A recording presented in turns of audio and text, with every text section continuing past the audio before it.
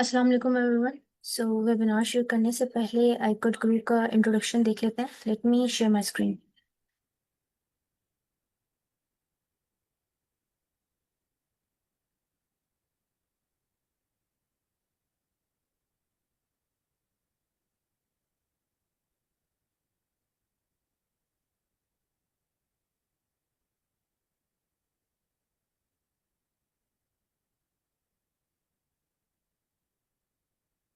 So once again, अस्सलाम वालेकुम।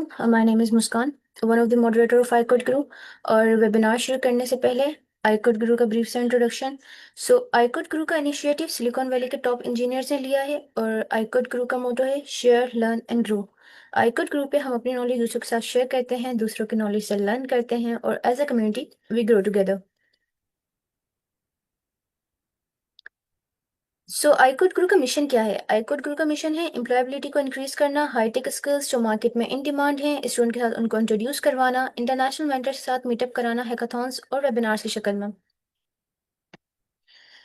सो बात करते हैं आईकोड ग्रुप के फोकस की और how do we work. Per day iCode group पे 20 सेशंस या 20+ सेशंस रन करवाए जाते हैं। एक वीकली वेबिनार जो कि सैटरडे वेबिनार है जिसमें हम सारे भी मौजूद हैं। 2 वीकली वर्कशॉप्स कंडक्ट किए जाते हैं स्टूडेंट्स की लर्निंग के लिए। देन आईकोड ग्रुप पे पाइथन फॉर एब्सोल्यूट बिगनर्स के मल्टीपल सेशंस रन किए जाते हैं ताकि स्टूडेंट्स अपनी अवेलेबिलिटी के मुताबिक हमें ज्वाइन कर सकें। आइट्स ड्यूलिंगो जीआरई के फ्री प्रेप कोर्सेज करवाए जाते हैं जो कि 100% फ्री हैं तमाम कोर्सेज आईकोड ग्रुप पे, ताकि हम 2026 और 2025 की स्कॉलरशिप्स को इजीली हंड कर सकें। देन डीएसए लीड कोड और फैंग रिलेटेड बूट कैंप की जो प्रेप है उनसे रिलेटेड बूट कैंप या समर बूट कैंप रन किए जाते हैं ताकि हमारी प्रॉब्लम सॉल्विंग स्किल्स जो हैं वो इन्हेंस हो सकें और हम फैंग जैसी कंपनीज के इंटरव्यूज को इजीली क्रैक कर सकें।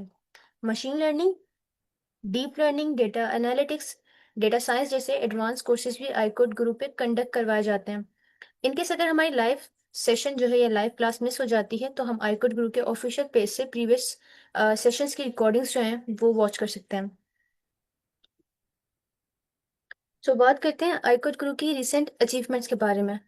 सो ये कुछ चंद एक अचीवमेंट्स हैं जो कि मेन मेन से अचीवमेंट है जो यहाँ पे डिस्प्ले की गई हैं। 700+ इंटरनेशनल अवार्ड्स हैं आईकोड ग्रुप के इंटरनेशनल कॉम्पिटिशन्स में और इंटरनेशनल हैकाथॉन्स में। आईकोड गुरु अपने स्टूडेंट्स को सपोर्ट करता है फुली फंडेड ग्रेजुएट एडमिशन्स को सिक्योर करने में all over the world, specially USA. Local और इंटरनेशनल इंटर्नशिप्स और जॉब्स के लिए भी आईकोड गुरु हेल्प आउट करता है क्योंकि जिन स्किल्स या टिप्स या स्ट्रेटेजीज पे आईकोड गुरु काम करता है अपने स्टूडेंट्स के लिए, उनसे हमारे रिज्यूमे या सीवी आउटशाइन करते हैं तो डेफिनेटली स्टूडेंट्स के चांसेस जो है वो इंक्रीज हो जाते हैं। हार्वर्ड यूनिवर्सिटी, हम सभी ने नाम सुना है, which is the tier 1 university, जिसका एक CS50 पजल डे जो कि मशहूर कंपटीशन है जिसमें 9 पजल्स होते हैं, ऑर्गेनाइज करवाती है हार्वर्ड। और सन 2024 में आईकोड गुरु की 38 टीम्स जो हैं वो विन कर गई थी और पाकिस्तान से 60 टीम्स ने विन किया था, जिसके नतीजे में पाकिस्तान का जो है हार्वर्ड के इस कंपटीशन में सेकंड रैंक बना था। तो 2025 की अगर बात करें तो पाकिस्तान से 259 टीम्स ने 9x9 पजल्स सॉल्व किए और इस पजल डे को विन किया हार्वर्ड की इस कंपटीशन में। और पाकिस्तान का जो रैंक है वो टॉप था among all of the countries before USA. और नतीजा ये है कि आईकोड गुरु ने इस पे multiple webinars, sessions, workshops conduct करवाए थे 57+ यूनिवर्सिटीज़ में, जिसकी वजह से जो 259 टीम्स हैं उन्होंने इजीली पजल सॉल्व किए और विन किया।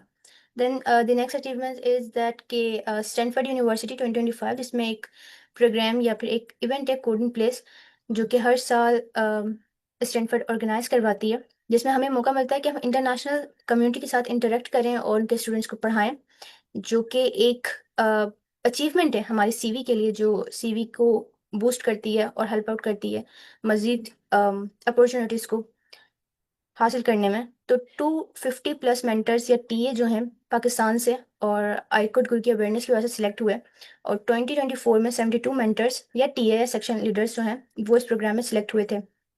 Then MIT emerging talent program scholarship, जिसमें 8000 पार्टिसिपेंट्स ने अप्लाई किया, ग्लोबली 320 सिलेक्शंस हुई और अगेन आईकोड गुरु के 3 स्टूडेंट यहाँ पे भी शामिल हैं। देन 301 स्टूडेंट्स फ्रॉम आईकोड गुरु जिन्होंने पार्टिसिपेट किया गूगल कोड जैम में 2023 में, जो कि 2023 की हाईलाइटेड न्यूज़ है। देन 3 इंटर्न्स इतिहाद एविएशन ग्रुप में अबू धाबी गए एक इंटरनेशनल हैकाथॉन विन करने के नतीजे में।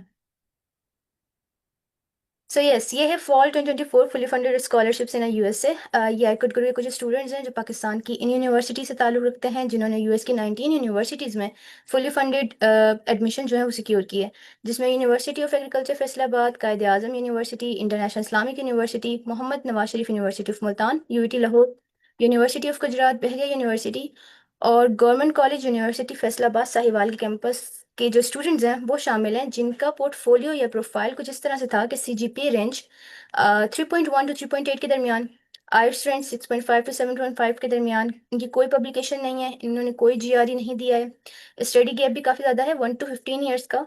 दे obtain 100% fee waiver application procedure के लिए, और scholarship stipend 1100 to $30,000 per month, और इन्हें कोई बैंक स्टेटमेंट शो करवाने की जरूरत नहीं पड़ी। ये एक विजुअलाइजेशन है और ये एक बार चार्ट है जिसमें हम ये देख रहे हैं कि आईकुट गुरु की जो कम्युनिटी है और अचीवमेंट्स हैं वो किस तरह ईयर बाय ईयर जो है ना इंक्रीज हुई हैं। 2021 में आईकुट गुरु के जो मेंबर्स हैं वो 5000 हैं। Basically it's a dummy data, और इंक्रीज होते हुए जो आईकुट गुरु के अभी मेंबर्स हैं, आईकुट गुरु के जो टोटल मेंबर्स हैं वो 35 प्लस के मेंबर्स हैं, plus these international achievements. So another visualization जिसमें हम पाए डायग्राम में ये देख रहे हैं कि फुली फंडेड स्कॉलरशिप्स जो हैं वो जिन यूनिवर्सिटीज़ ने पाकिस्तान की सिक्योर की हैं 2022 और 2024 तक का डेटा, कि सन 2022 में कायद आज़म, कायद अवाम, वर्चुअल यूनिवर्सिटी, फास्ट यूनिवर्सिटी शामिल है। देन 23 के अंदर यूडी टेक्सला, जीसीयूएफ के स्टूडेंट शामिल हैं, और 2024 जो यूनिवर्सिटीज़ हैं जिन्होंने यूएस की 19 यूनिवर्सिटीज़ में फुली फंडेड एडमिशन ग्रैब किया है, वो हम प्रीवियस स्लाइड पे देख चुके हैं। So thank you so much for joining this webinar and session. ICode Guru पे रजिस्ट्रेशन के लिए icode.guru/join को आप गो थ्रू कर सकते हैं, और आईकोड के ऑफिशियल एफ पेज को भी विजिट कर सकते हैं। आज का जो वेबिनार है उसका टाइटल है data journey from sources to insights, और जो हमारी गेस्ट स्पीकर हैं मैम समन इरफान है। और वेबिनार शुरू करने से पहले मैम थोड़ा सा तारुफ करवाना चाहूँगी मैम समन का, कि मैम की जो बैचलर्स है मैम ने नस्ट से किया है, bachelors degree electrical electronics and communication engineering में। और मैम की जो जर्नी है, एक्सपीरियंस है, वो शुरू होता है as a intern at Supernet Limited और नेस्कॉम में।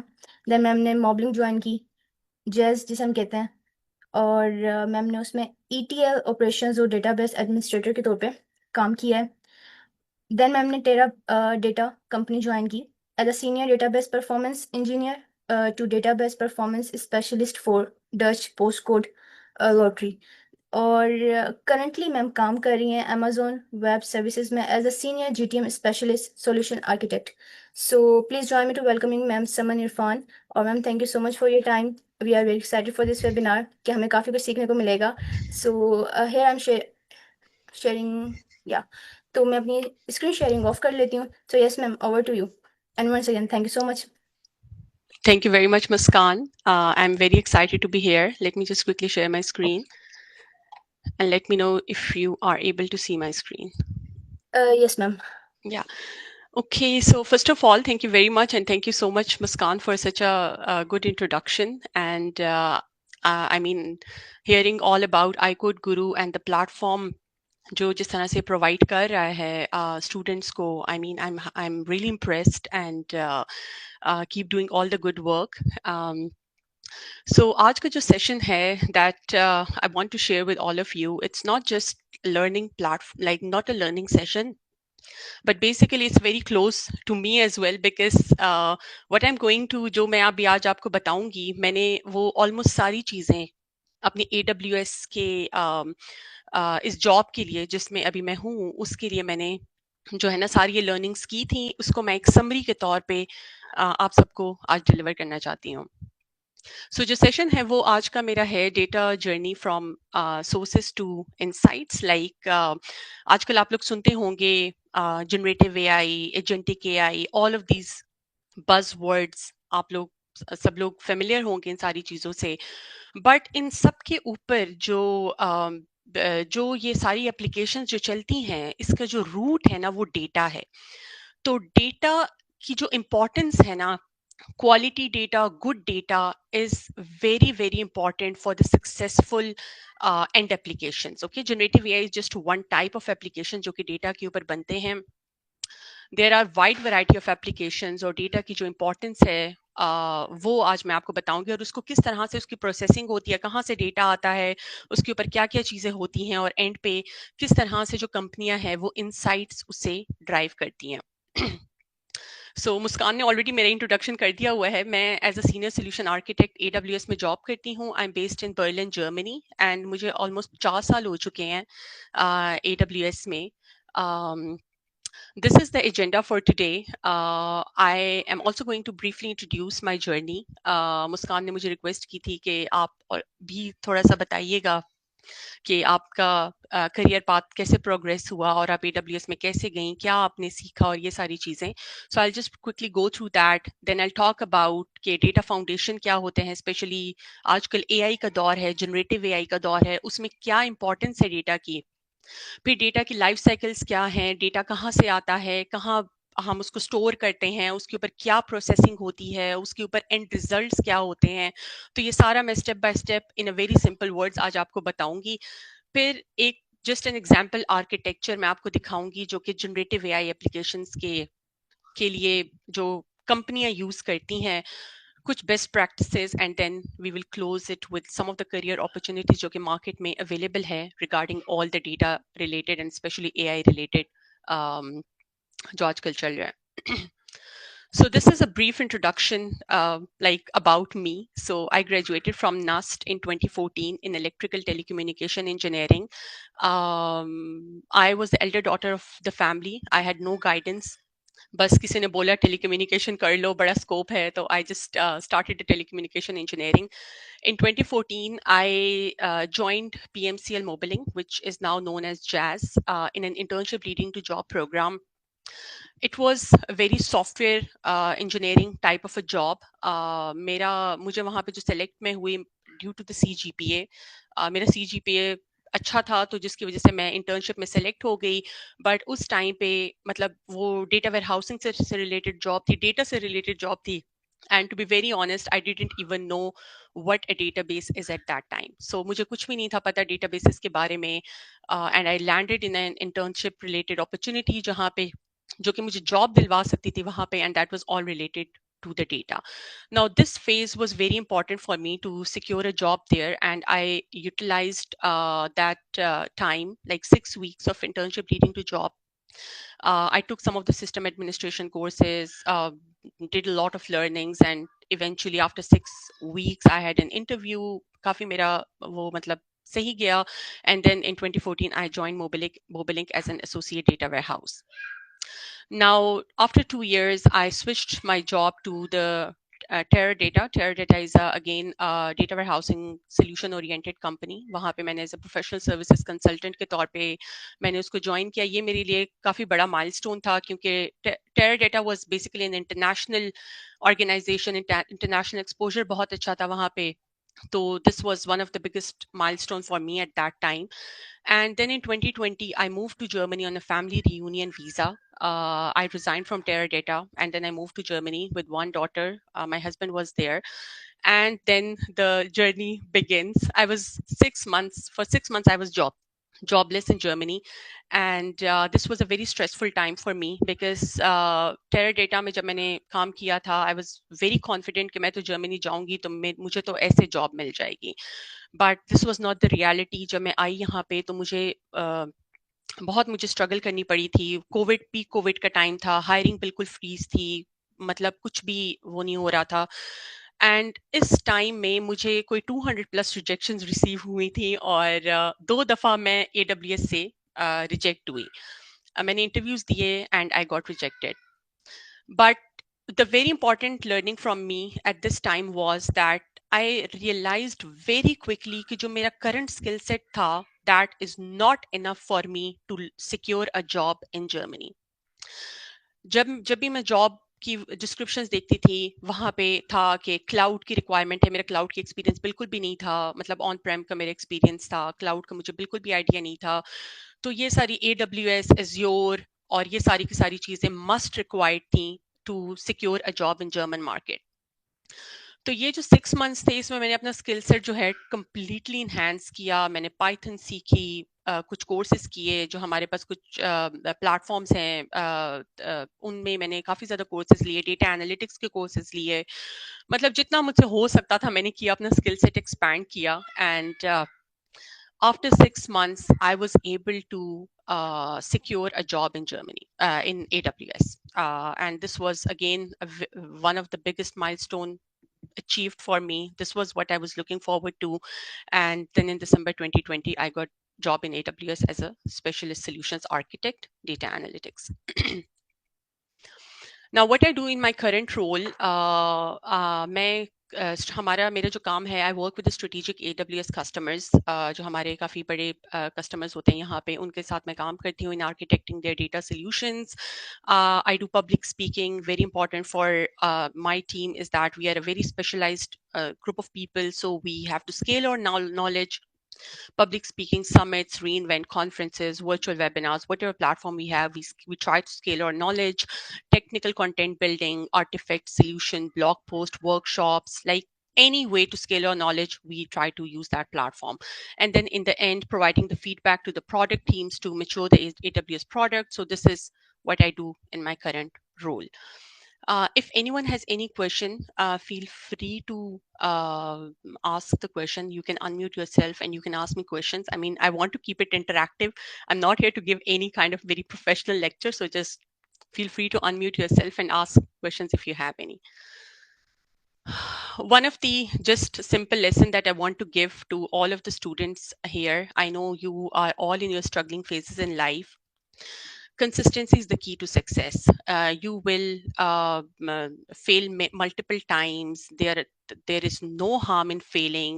Failure is something that basically failure जो है ना वो आपको बहुत कुछ सिखाता है. हम लोग बहुत सी चीज़ें लाइफ में सीखते हैं और मतलब चीज़ें करते हैं, हमें लगता है कि जैसे इसका कभी यूज़ नहीं हो सकता है, why we are doing these things, but this is not the case. If you're learning something, कहीं ना कहीं लाइफ में आपको वो चीज़ काम ज़रूर आएगी. एंड कंसिस्टेंटली अपने गोल को परस्यू करें.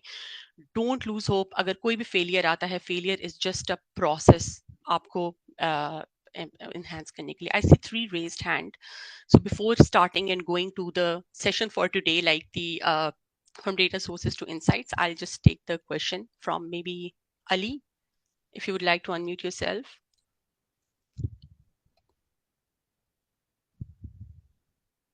Assalamu Walaikum assalam. alaikum. Ma'am, I just want to ask that as you have said that you are doing your job in Berlin. So ji ji. in Berlin, as we all know that in Germany there is a language barrier. Mm-hmm. So uh, and you, as you have said that you did continuous efforts of 6 months for getting a job. Mm-hmm. So I just want to ask about the language barrier, that you also learn German language to get a job, or you get a job without Without, a German yeah. language.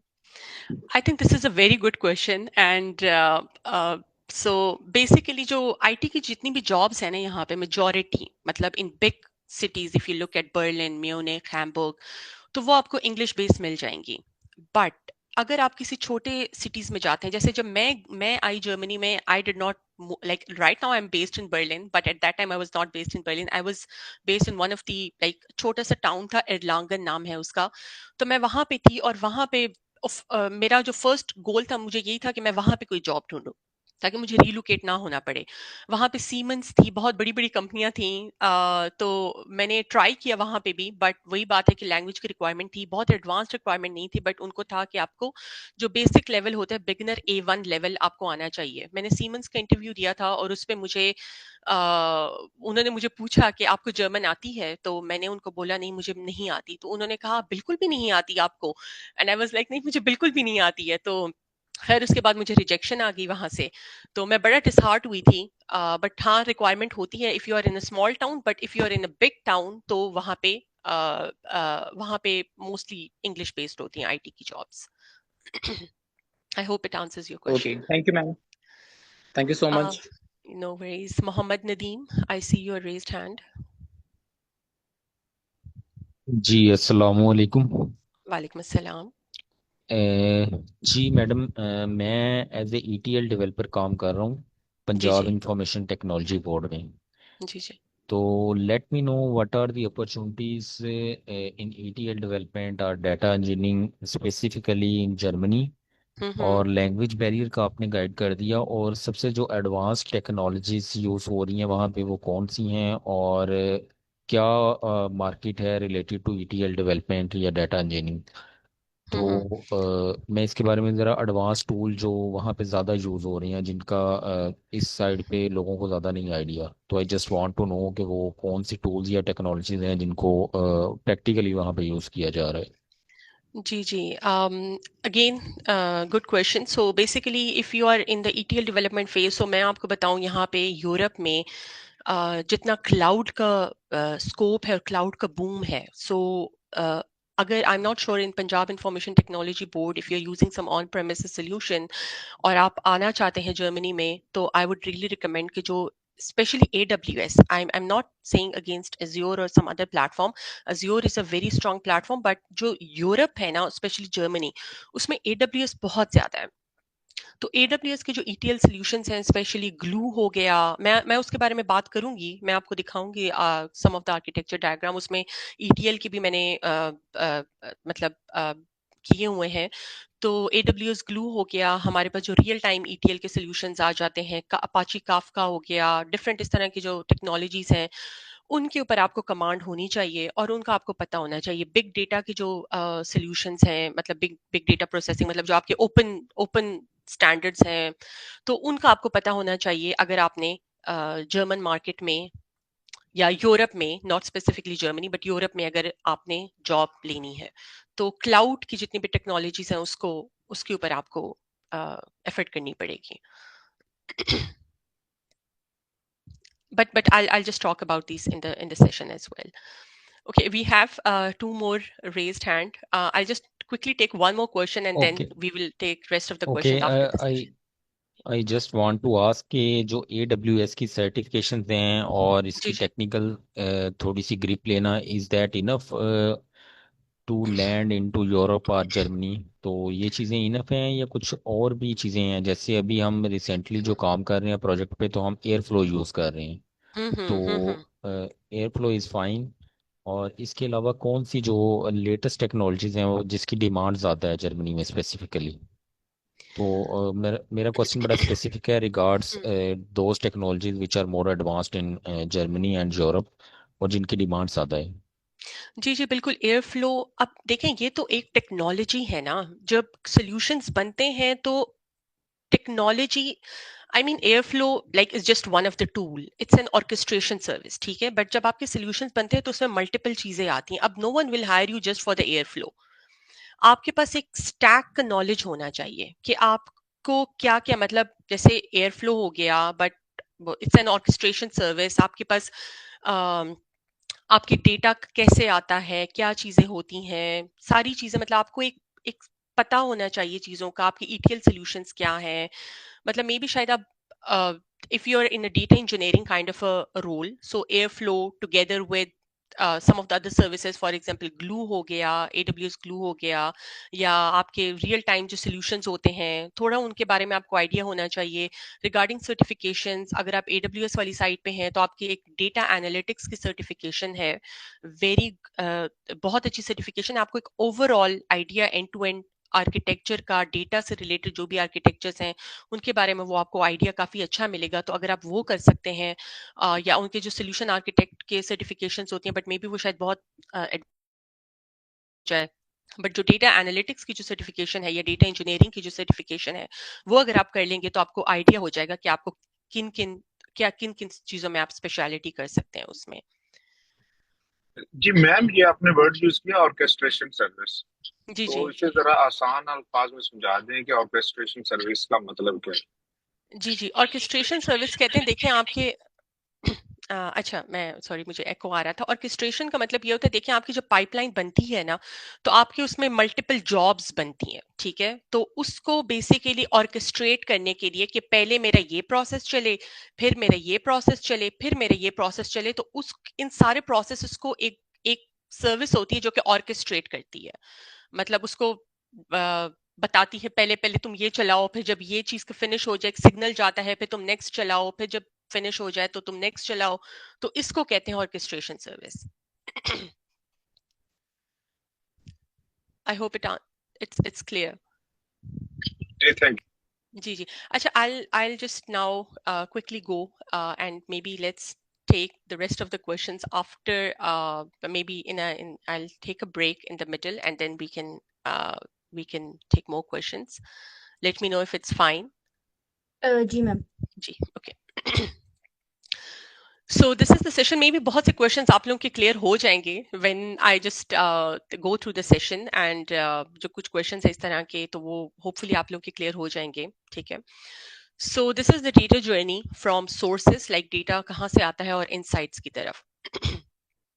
अच्छा, अब जब हम market trend देखते हैं आजकल, so generative AI again is no more a buzzword now. बहुत सी कंपनियां हैं जो कि अब प्रोडक्शन रेडी सोल्यूशन उसके लिए बना रही हैं, इम्प्लीमेंटेशन फेजेस की तरफ जा रहे हैं, पीओसी जो प्रूफ ऑफ कॉन्सेप्ट्स थे उन फेजेस से निकल के अब जो है ना इम्प्लीमेंटेशन की तरफ चीजें जा रही हैं। ये हमारे पास एक स्टैटिस्टिक्स है, फोर्ब्स एक इदारा है जिन्होंने ये स्टैटिस्टिक जनरेट किए हैं, that generative AI is estimated to add 2.6 to 4.4 trillion to global economy annually. ठीक है, so this is the importance of the generative AI. Now this is what, if you look at the generative AI, so generative AI क्या है, एक applications है, ठीक है, it's nothing else but एक application है that is built up on your existing data foundation, ठीक है।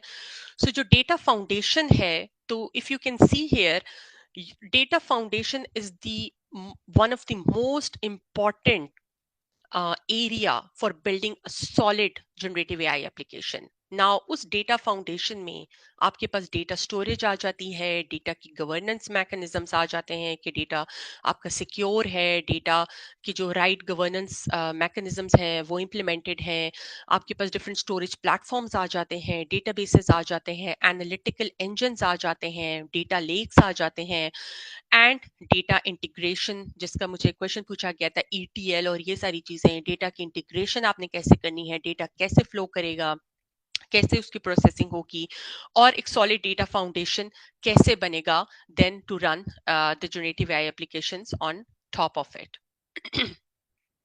सो the data is the key differentiator here. So अगर आप जेनेरिक जनरेटिव एआई एप्लीकेशन देखें, फॉर एग्जांपल चैट जीपीटी और ये सारी चीजें अगर आप देखेंगे, तो उसके पास एक वेब का डेटा है, ठीक है, तो वो कोई कंपनी स्पेसिफिक कोई इंफॉर्मेशन आपको नहीं देता है, बट जो कंपनियां होती हैं, जैसे ऑर्गेनाइजेशंस होती हैं, उनके पास डेटा होता है, और जब उन्होंने उस डेटा से इंसाइट्स लेनी होती हैं तो वेरी इंपॉर्टेंट उनको अपना डेटा यूज करना होता है। जो उनके पास अपना डेटा है, उनके कस्टमर्स का डेटा है जो उनके पास है, and that's very important. And इस डेटा की अपने बिजनेस एंड कस्टमर्स को के डेटा के ऊपर जब वो जनरेटिव एआई एप्लीकेशंस बनाते हैं, तो of course it solves their business challenges, ठीक है।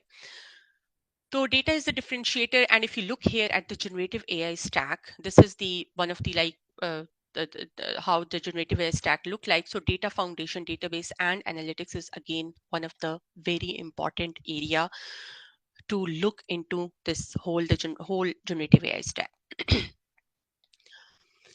अच्छा, अब ये मैंने एक आर्किटेक्चर डायग्राम डाली है, ठीक है, जिसे देख के आपने घबराना नहीं है, ठीक है। This is some of the architecture diagram जो कि हम बनाते हैं मतलब अपने कस्टमर्स के लिए और जिनके ऊपर हम काम करते हैं, और इसको मैं इजी करके सब आप लोग को बताऊंगी। बट अगर इफ यू लुक हियर, तो ये इन अ नटशेल ये मेरे पास एक डेटा फ्लो होता है।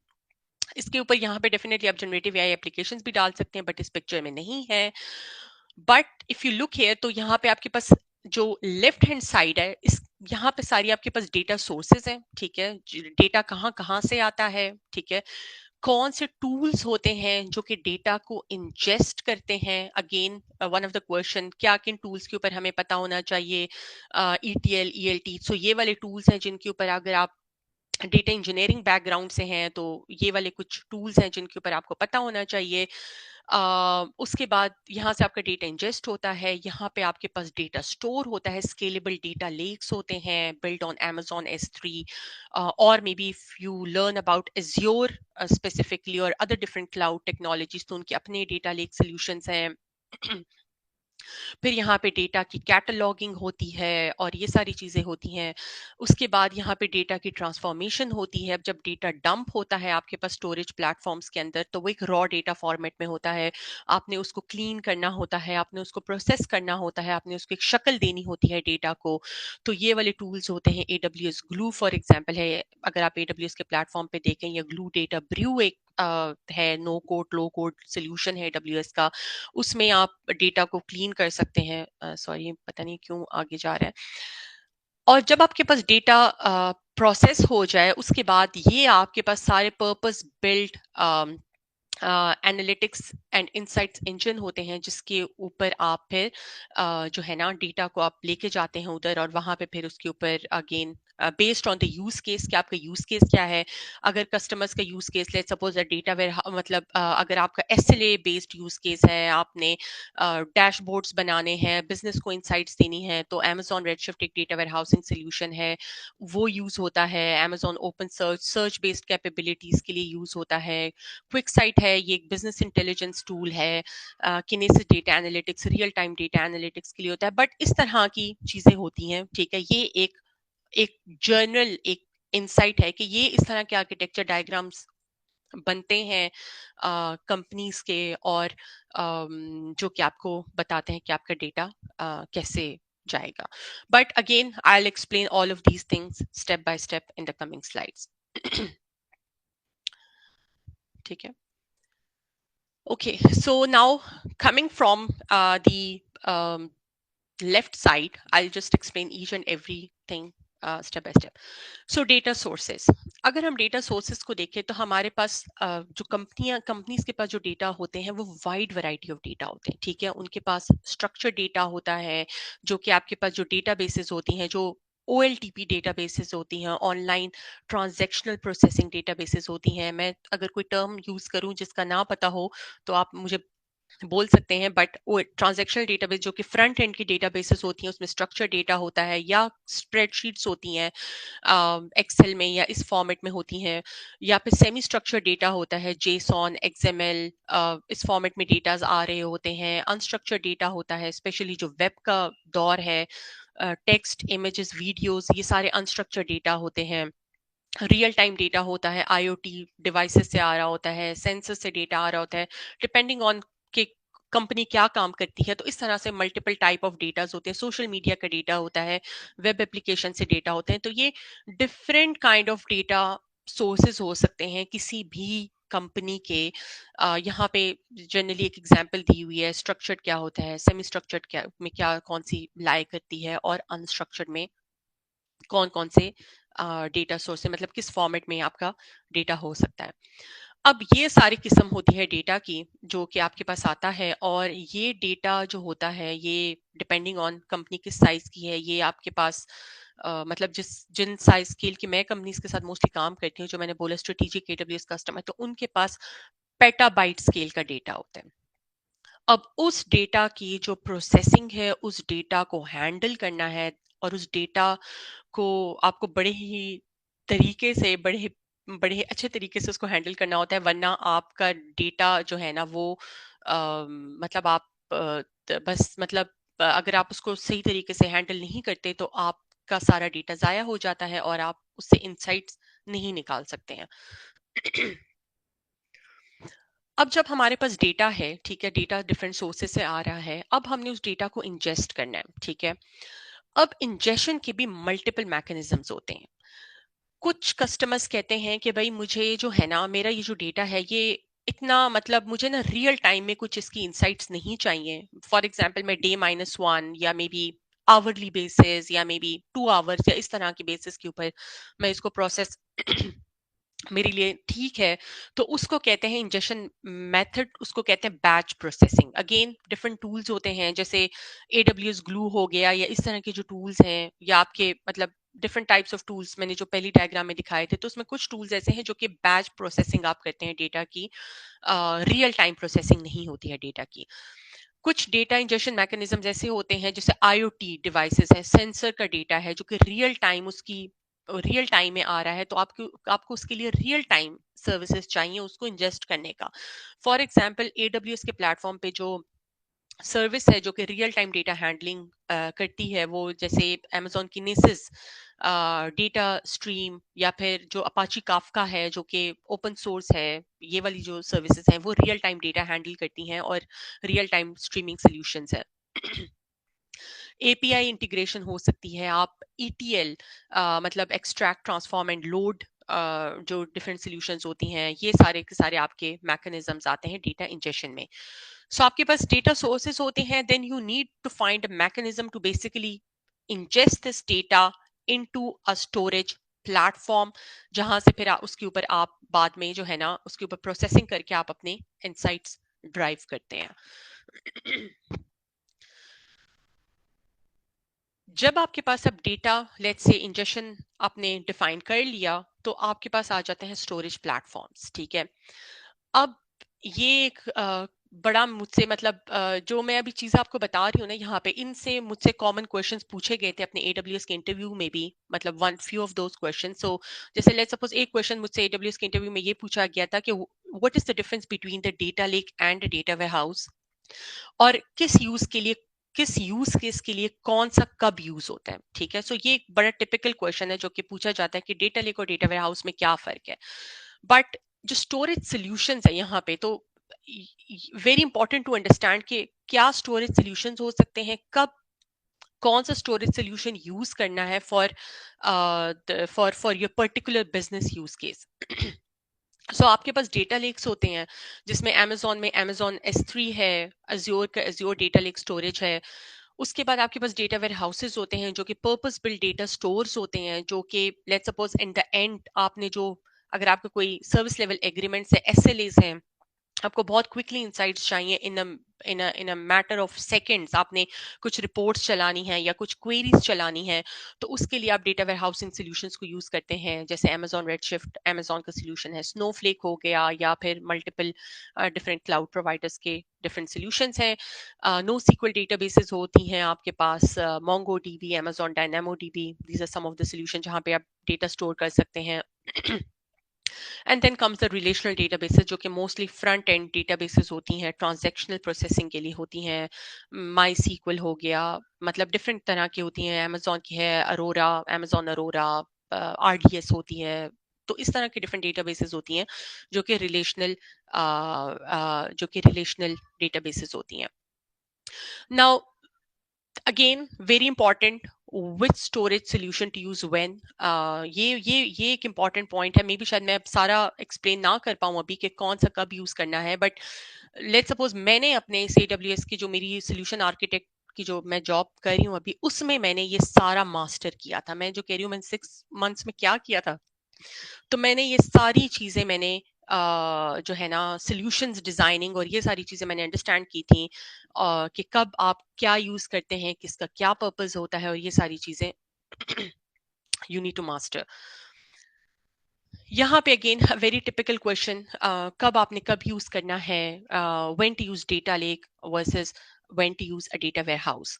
सो डेटा लेक जो होता है basically it's like a first stop होता है आपका डेटा का, mostly in an organization. Companies जो होती हैं डेटा डंप करती हैं सबसे पहले डेटा लेक में, रॉ फॉर्मेट में कंपनीज डंप करती हैं। Data can be in an unstructured, structured, or semi-structured format. Data lake can handle any kind of data format. आपके जो पर्सोनास होते हैं, जो यूजर्स होते हैं, जो कि डेटा लेक के ऊपर काम करते हैं, सॉरी जो कि डेटा लेक के ऊपर काम करते हैं, वो मोस्टली डेटा साइंटिस्ट्स होते हैं और डेटा एनालिस्ट होते हैं। जो डेटा साइंटिस्ट होते हैं उनको मोस्टली जो है ना जो डेटा रॉ डेटा होता है, mostly they go to the raw data to get an insights and run their machine learning models. So they mostly go to the data lakes and these kind of things, and then get their insights from the data. Use cases again, some of the use cases as I said, data scientist जो होते हैं वो data lake के ऊपर जाते हैं, क्योंकि data सारा का सारा आपका डेटा लेक में पड़ा होता है, एंड जो है ना, but the thing is that most of the organizations are using data lake. They are running and getting insights even from the data lake. Some of the, for example, अगर आपने कोई ad hoc analytics करना है, कोई ad hoc आपकी कोई requirement है, तो हम कस्टमर्स को ये रिकमेंड करते हैं कि आप डेटा अपने डेटा लेक में रखें और उसके ऊपर कोई कंप्यूट इंजन चलाएं, जैसे Amazon Athena हो गया. Amazon Athena इज सोल्यूशन, ठीक है, जो कि आप डेटा लेक के ऊपर जस्ट क्वेरिंग के लिए डायरेक्टली डेटा लेक के ऊपर आप यूज कर सकते हैं, अगर आपकी कोई सर्विस लेवल एग्रीमेंट की रिक्वायरमेंट नहीं है, एसएलए की रिक्वायरमेंट नहीं है अगर आपकी, तो आप बस डेटा लेक के ऊपर डेटा रखें और उसके ऊपर कंप्यूट इंजन चलाएं. लेकिन कुछ ऑफ कोर्स कंपनियां ऐसी होती हैं जिन्होंने इनसाइट्स ड्राइव करने होते हैं, बिजनेस डैशबोर्ड्स बनाने होते हैं. मैं आपको एक एग्जांपल डैशबोर्ड दिखाऊंगी जो कि मोस्टली एंड रिजल्ट ये होता है, मैं आपको दिखाऊंगी. तो उसके लिए कंपनियां जो होती हैं वो डेटा वेयर हाउस यूज करती हैं. Data warehouse is a purpose built data store. उसमें डेटा जो है स्ट्रक्चर्ड फॉर्म में होता है, ठीक है, आपके डेटा मॉडल्स बनते हैं उसके अंदर, जो है आपका डेटा प्रोसेस पड़ा होता है. बिजनेस इंटेलिजेंस एक टिपिकल यूज केस है, बिजनेस इंटेलिजेंस जो कि डेटा वेयर हाउसिंग के ऊपर होता है. क्वेरीज, सीक्वल क्वेरीज लिखी जाती हैं सीक्वल लैंग्वेज में डेटा वेयर हाउस के ऊपर, और जो है आप इस तरह से with in a matter of let's say seconds आपकी क्वेरी रिटर्न होती है एंड आपको इनसाइट्स मिलती है. डेटा वेयर हाउस में डेटा छोटा भी हो सकता है, बट बड़ा डेटा भी हो सकता है. For example terabyte, petabyte scale sizes data warehousing solutions भी होते हैं. और जो है ना आपके पास मतलब हिस्टोरिक डेटा भी होता है उसके अंदर, बट मोस्टली जो हिस्टोरिक डेटा होता है वो डेटा लेक में पड़ा होता है. सो डेटा लेक में आपका सारा डेटा होता है, उसमें से आप जो थोड़ा सा जो आपके 3 months का डेटा है, जो फ्रेश डेटा है, वो आपका हमेशा डेटा वेयर हाउस में पड़ा होता है, जिसके ऊपर आपकी रिपोर्टिंग्स चल रही होती हैं कंपनीज की. So ये एक difference है. Again, I'll now take a pause here. If anyone has any question, maybe before I go to the next, where I'll talk about ETL and data processing little bit more. तो अगर किसी का कोई question है तो वो okay, just a moment. So Syed Fasihuddin. Assalamu alaikum, ma'am. First of all, thank you so much for this amazing webinar. काफी insightful है and आपकी like knowledge on AWS, it's like amazing. मेरा background जो है वो ज़्यादातर Microsoft Azure के साथ रहा है. I have two certifications, AZ900 and AI900. Both are fundamentals. But I'm now going for AI 102 है आई गेस, वो AI इंजीनियरिंग एसोसिएट सर्टिफिकेशन. ठीक है. सो क्या आप मुझे बता सकते हैं कि वो वर्थ इट है and how is Microsoft Azure in general in comparison to AWS, क्योंकि like there are many problems जो कि मुझे Microsoft Azure के अंदर फेस करनी पड़ रही हैं, इवन जब मैंने अपना पोर्टफोलियो ही वर्डप्रेस के ऊपर होस्ट किया था. तो योर इनसाइट्स प्लीज.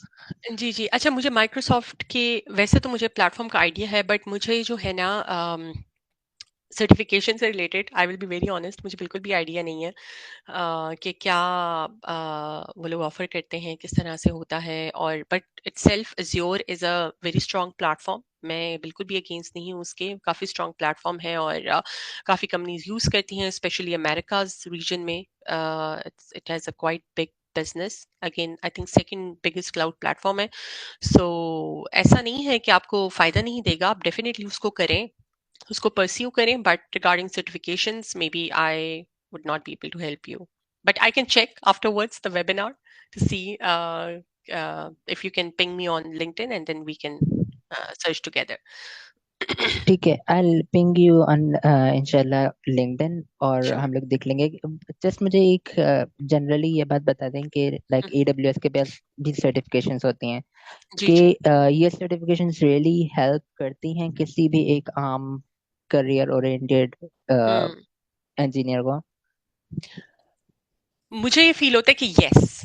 देखिए, सर्टिफिकेशन एक ऐसा मतलब नॉट नेसेसरली कि आप जाके एग्जाम दें। जैसे मैंने जब AWS, मैंने जैसे आपको बोला कि मैं जब AWS में गई, मेरा 0% क्लाउड का एक्सपीरियंस था, ठीक है, मेरा कोई क्लाउड के एक्सपीरियंस नहीं था, और मैंने लर्न किया उसको, मैंने क्लाउड प्रैक्टिशनर को लर्न किया मैंने, बट मैंने कोई सर्टिफिकेशन नहीं दी थी। मैं इवन AWS में जॉब के लिए भी मैंने कोई सर्टिफिकेशन उस टाइम पे नहीं दी थी, मैंने कोई पैसे खर्च नहीं किए थे, बट मैंने लर्न किया था। अगर आप सर्टिफिकेशन दे देते हैं तो आपका ये प्लस पॉइंट हो सकता है, बट नॉलेज इज द की। डेफिनेटली आप CV के ऊपर वो चीज डाल सकते हैं कि आपने ये काम किया है और आपने लर्न किया है, बट देन अगेन अगर इंटरव्यू में पूछा जाएगा तो आपने उसको जस्टिफाई करना है, not just take it for the purpose of doing certification, but आपके पास नॉलेज होना चाहिए एक्चुअल। मतलब आपको पता होना चाहिए कि चीजें कैसे काम करती हैं। बहुत से लोग सर्टिफिकेशन टर्म से भी दे देते हैं और बहुत से डिफरेंट तरह से भी दे देते हैं। तो ये रास्ता ना इख्तियार करें, आप चीजों को वाकई में सीखें समझें, और जब लेट्स सपोज अगर आपको कल को इंटरव्यूज देने पड़े तो आप उसको जस्टिफाई भी कर सकें, ठीक है। क्योंकि मैं आपको एक एग्जांपल देती हूँ, मेरे एक कोलीग थे, मैंने तो खैर कोई सर्टिफिकेशन नहीं की थी, तो मुझसे ना उस सर्टिफिकेशन के हवाले से कोई सवाल भी नहीं हुए थे इंटरव्यूज में, बट मेरे एक कोलीग थे, उनको मैंने रिकमेंड किया था AWS की जॉब के लिए, और उन्होंने किए थे सोल्यूशन आर्किटेक्चर के सर्टिफिकेशंस कोई 1.5 साल पहले। और जब उन्होंने जॉब में जब वो गए तो उन्होंने अपने CV के ऊपर डाला हुआ था, तो इंटरव्यू ने तो कहा कि भाई आपने तो पढ़ा हुआ है सारा, आपको तो पता होना चाहिए सोल्यूशन आर्किटेक्चर कैसे होता है और ये सारी चीजें। And eventually he was not able to justify, और उनको नहीं थी पता चीजें, तो उनकी रिजेक्शन हो गई। तो ये भी नहीं होना चाहिए, आपको चीजें आपके पास मतलब नॉलेज, वाकई में असल नॉलेज होनी चाहिए आपके पास, देन टू प्रूव योरसेल्फ। ठीक हो गया, थैंक यू। ठीक है इट इज स्पॉन्सर्ड, तो मुझे लाइक लेने से पहले लाइक हमें टर्म्स के ऊपर या फिर इस तरह से लाइक जस्ट सर्टिफिकेशन लेने से बेटर है कि मैं नॉलेज उसकी जो है ना डीपली ग्रैस्प करूं एंड देन ही सर्टिफिकेशन के ऊपर जाऊं, इफ आई एम बिल्कुल बिल्कुल, I understanding mean correct. Yes, knowledge की तरफ जाएं, नॉलेज की तरफ जाएं। मेरा तो बस यही होता है कि आप नॉलेज गेन करें। सर्टिफिकेशन इंपॉर्टेंट ऑफ कोर्स होती है, आपको एक वो बताता है कि ठीक है आपने कुछ किया हुआ है, but then in the end जब इंटरव्यूज होते हैं, जब ये प्रोसेसेस होते हैं, तो आप में दोबारा उसको जस्टिफाई अगर कर पाए तो वेल एंड गुड, बहुत अच्छी चीज होगी, और उसको दोबारा रिवाइज कर सकते हैं, बट नॉलेज नॉलेज की तरफ जाएं हमेशा। I'll just take one more question. Saira, मतलब मैं जिस तरह से मैं देख रही हूँ, मेरे रेज्ड हैंड जिस तरह से आ रहे हैं, आई एम नॉट श्योर कि किसने पहले हाथ खड़ा किया, बट मे बी सायरा, इसहाक। अस्सलाम वालेकुम मैम। वालेकुम सलाम। मैम एक्चुअली मैं बिल्कुल CS और कंप्यूटर के बैकग्राउंड से नहीं हूँ। मेरा क्वेश्चन माइट भी सम जेनेरिक हो सकता है, मैं केमिस्ट्री बैकग्राउंड से हूँ। जी जी। बट मैं आजकल वर्किंग कर रही हूँ कि जनरेटिव AI के ट्रेंड्स को केमिस्ट्री के साथ मर्ज किया जाए, क्योंकि अच्छा। इसका बहुत वर्क है जिसका हम बहुत ज़्यादा एनालिसिस करते हैं। और हम्म अगर हम कुछ इस तरह का सॉफ्टवेयर बिल्ड कर लें जिससे हमें अपना एक प्रिडिक्टरी डाटा मिल जाए कि ये रिजल्ट हम्म के, then we go for the actual synthesis और whole experiment. सो इसके लिए अभी आपने बात की थी कुछ टूल्स की जो कि डाटा साइंटिस्ट के लिए थे, और जिस तरह आई am not from CS background, तो मेरे लिए मैं कहाँ से इसको इनिशिएट करूँ? क्योंकि अगर मुझे प्रोफेसर को या मुझे उसको कन्विंस करना है कि भाई मुझे सॉफ्टवेयर ML आता है, मुझे DL आता है, तो मुझे उसको फिर किस सॉफ्टवेयर पे या किस मुझे टूल पे कमांड होनी चाहिए, या जो बिल्कुल CS बैकग्राउंड के नहीं है वो किस टूल पे ज़्यादा वर्किंग करें और उसको लर्न करें for like execution of generative AI trends in their own fields. So that's my question. Thank you so much ma'am. I think it's a very good question. Basically अगर आप मुझे खुद भी इसको देखना पड़ेगा, बट इन जनरल अगर आप जनरेटिव AI के साथ आप अपना basically let's imagine you already have the data, ठीक है, आपके पास डेटा है, पास्ट का डेटा है, ठीक है, और आप उसके ऊपर प्रिडिक्शन करना चाह रही हैं, if I understood your question correctly, आपके पास डेटा अवेलेबल है एंड आप उसके ऊपर अब आगे जो है ना प्रिडिक्शन करना चाहती हैं, तो मैं कुछ AWS की सर्विसेज आपको बताऊंगी। अगेन मैं उसमें स्पेशलाइज नहीं हूँ, तो maybe again I need to check it, maybe again if you can reach out to me on LinkedIn and then we can connect over it. But जैसे हमारे पास कुछ मशीन लर्निंग और generative AI से related services है, जैसे Amazon Bedrock हो गया, उसके ऊपर ऑलरेडी कुछ फाउंडेशन मॉडल्स मौजूद हैं, ठीक है, जो कि लेट्स सपोज रिसेंटली लॉन्च हुए हैं, AWS ने लॉन्च की है, नोवा और इस तरह के क्लॉड है. I am not sure if these are going to help you or not, but this is something that comes into my mind. But let just reach out to me and I'll also check internally, because हमारे पास definitely कंपनियां होती हैं, मुख्तलिफ किस्म की organisations होती हैं, chemistry based और ये सारी चीजें. सो मैं इंटरनली भी चेक करूंगी कि अगर जो आपका क्वेश्चन है किस तरह से हम इसको लेके चल सकते हैं. ठीक है Saira. Okay, I'll take one more question, maybe Mohammed Danish.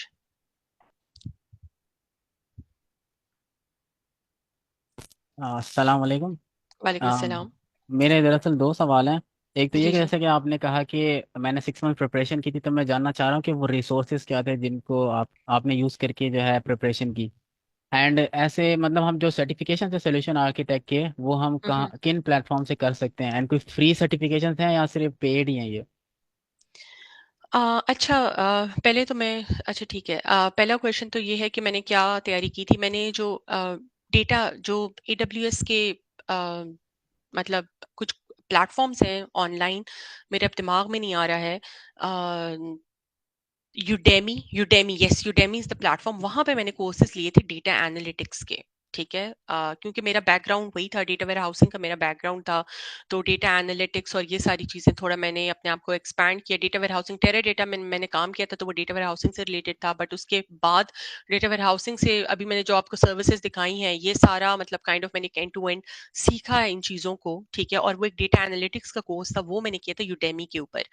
उसके अलावा मैंने पाइथन जो थी ना, वो बहुत इंपॉर्टेंट थी. जब मैं देखती थी मुख्तलिफ उसके ऊपर, क्योंकि मेरा बैकग्राउंड टेलीकम्युनिकेशन का था, तो मैंने टेलीकम्युनिकेशन में C++ तो पढ़ी थी, बट मैंने पाइथन नहीं पढ़ी हुई थी. और जब मैं जॉब की वो देखती थी, तो उसमें पाइथन तो ऑलमोस्ट 99% ऑफ जॉब की रिक्वायरमेंट थी.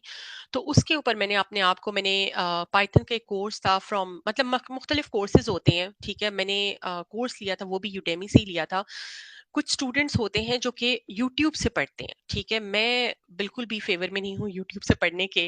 मे बी मुझे यहाँ पे लोग थोड़ा मेरे अगेंस्ट जाएंगे, बट यूट्यूब में ये होता है कि आपके पास जो है ना, चीजें स्ट्रक्चर्ड में नहीं होती हैं.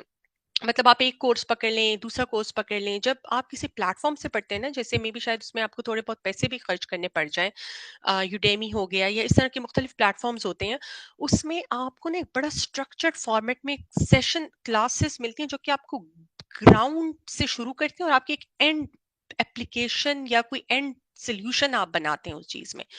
तो अगर यहाँ पे आप में मे बी अगर कुछ लोगों के पास ऐसे प्लेटफॉर्म्स की हो, मतलब तो उन प्लेटफॉर्म्स को यूज करें. कुछ यूनिवर्सिटीज भी ऑफर करती हैं, फ्री के लाइसेंसेस उनके पास होते हैं, तो अगर आप ले सकते हैं तो हमेशा उन प्लेटफॉर्म से पढ़ा करें. तो एक तो मैंने वो उन प्लेटफॉर्म से मैंने पढ़ा था. पाइथन मैंने सीखी थी, डेटा एनालिटिक्स के कोर्सेज किए थे, AWS का क्लाउड प्रैक्टिशनर का बड़ा बेसिक सा एग्जाम होता है, वो मैंने सारा उसकी तैयारी की थी. अगेन मैंने कोई एग्जाम नहीं दिया था, डेटा एनालिटिक्स की मैंने तैयारी की थी, और ये सारी चीजें मैंने की थी. सेकंड क्वेश्चन मैं भूल गई हूँ, दानिश अगर आप रिपीट करें एक दफा फिर. मैम के कोई पेड क्या फ्री सर्टिफिकेशन होती हैं, पेड हैं ये क्वेश्चन था। आई थिंक सर्टिफिकेशंस पेड होती हैं. आई एम नॉट अच्छा, अवेयर ऑफ कि अगर कोई फ्री भी होती हैं, तो आई एम सही। नॉट अच्छा, अवेयर. एक और मेरा फॉलो अप क्वेश्चन है। जैसे कि आपने कहा मैंने पाइथन सीखा था, तो इसमें हम्म. प्रोग्रामिंग लैंग्वेज का कहाँ यूज़ किया था? मतलब पाइथन यूज़ कहाँ होता है, किस चीज़ के लिए यूज़ होता है? या ये ज़्यादातर जो है मतलब हम्म. टूल्स का यूज़ है, सोल्यूशन आर्किटेक्ट? नहीं नहीं नहीं, पाइथन तो एक लैंग्वेज है ना. पाइथन में तो बहुत सी आप डिफरेंट एप्लीकेशंस बना सकते हैं. एक बड़ी इजी प्रोग्रामिंग की लैंग्वेज है. इवन आपके जैसे मेरे डोमेन में जो AWS ग्लू जिसकी मैं बात करती हूँ, ETL जो टूल है, एक्सट्रैक्ट ट्रांसफॉर्म लोड का, उसके अंदर ETL की जो जॉब्स हैं वो पाइथन में लिखी जाती हैं. पाइथन मतलब मुख्तलिफ किस्म के पाइथन, स्पार्क और ये वाली कोडिंग मैकेनिज्म्स होती हैं, जो कि उस उन टूल्स के अंदर यूज हो सकती हैं. मतलब मेरे जो रिलेटेड है, बट उसके अलावा मतलब डेटा प्रोसेसिंग में, डेटा से रिलेटेड मुख्तलिफ चीजों में आप पाइथन यूज कर सकते हैं. मतलब पाइथन तो एक कंप्लीट वर्ल्ड है ना. मैं अपने वो बता रही हूँ कि मैंने किस चीज में उसको मास्टर किया था. अच्छा मैम, बस लास्ट एक क्वेश्चन है छोटा सा, जी जी. कि सॉफ्टवेयर इंजीनियर के टाइटल और सोल्यूशन आर्किटेक्ट के टाइटल में, इन दोनों रोल्स में फ़र्क क्या होता है? बस ये लास्ट क्वेश्चन है।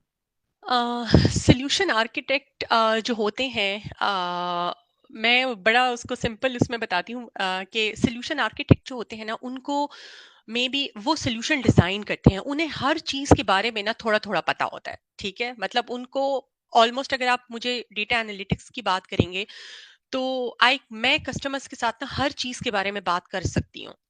बट अगर कोई मुझे बोलेगा ना कि नहीं तुम इस चीज में डीप जाओ कस्टमर के साथ, तो मैं डीप नहीं जा पाऊंगी, या फिर मुझे टाइम लगेगा, हाँ मुझे लर्न करना पड़ेगा। क्योंकि अगर मैंने जैसे पहला जो आपको एक सोल्यूशन डायग्राम बताई थी, इसमें आप देखें, सिर्फ इस डायग्राम में ही देखें तो आपको कोई 15 से 20 सर्विसेज नजर आ रही होंगी। अब ये एक सर्विस ना, एक सर्विस ना अपने आप में एक दुनिया है, ठीक है।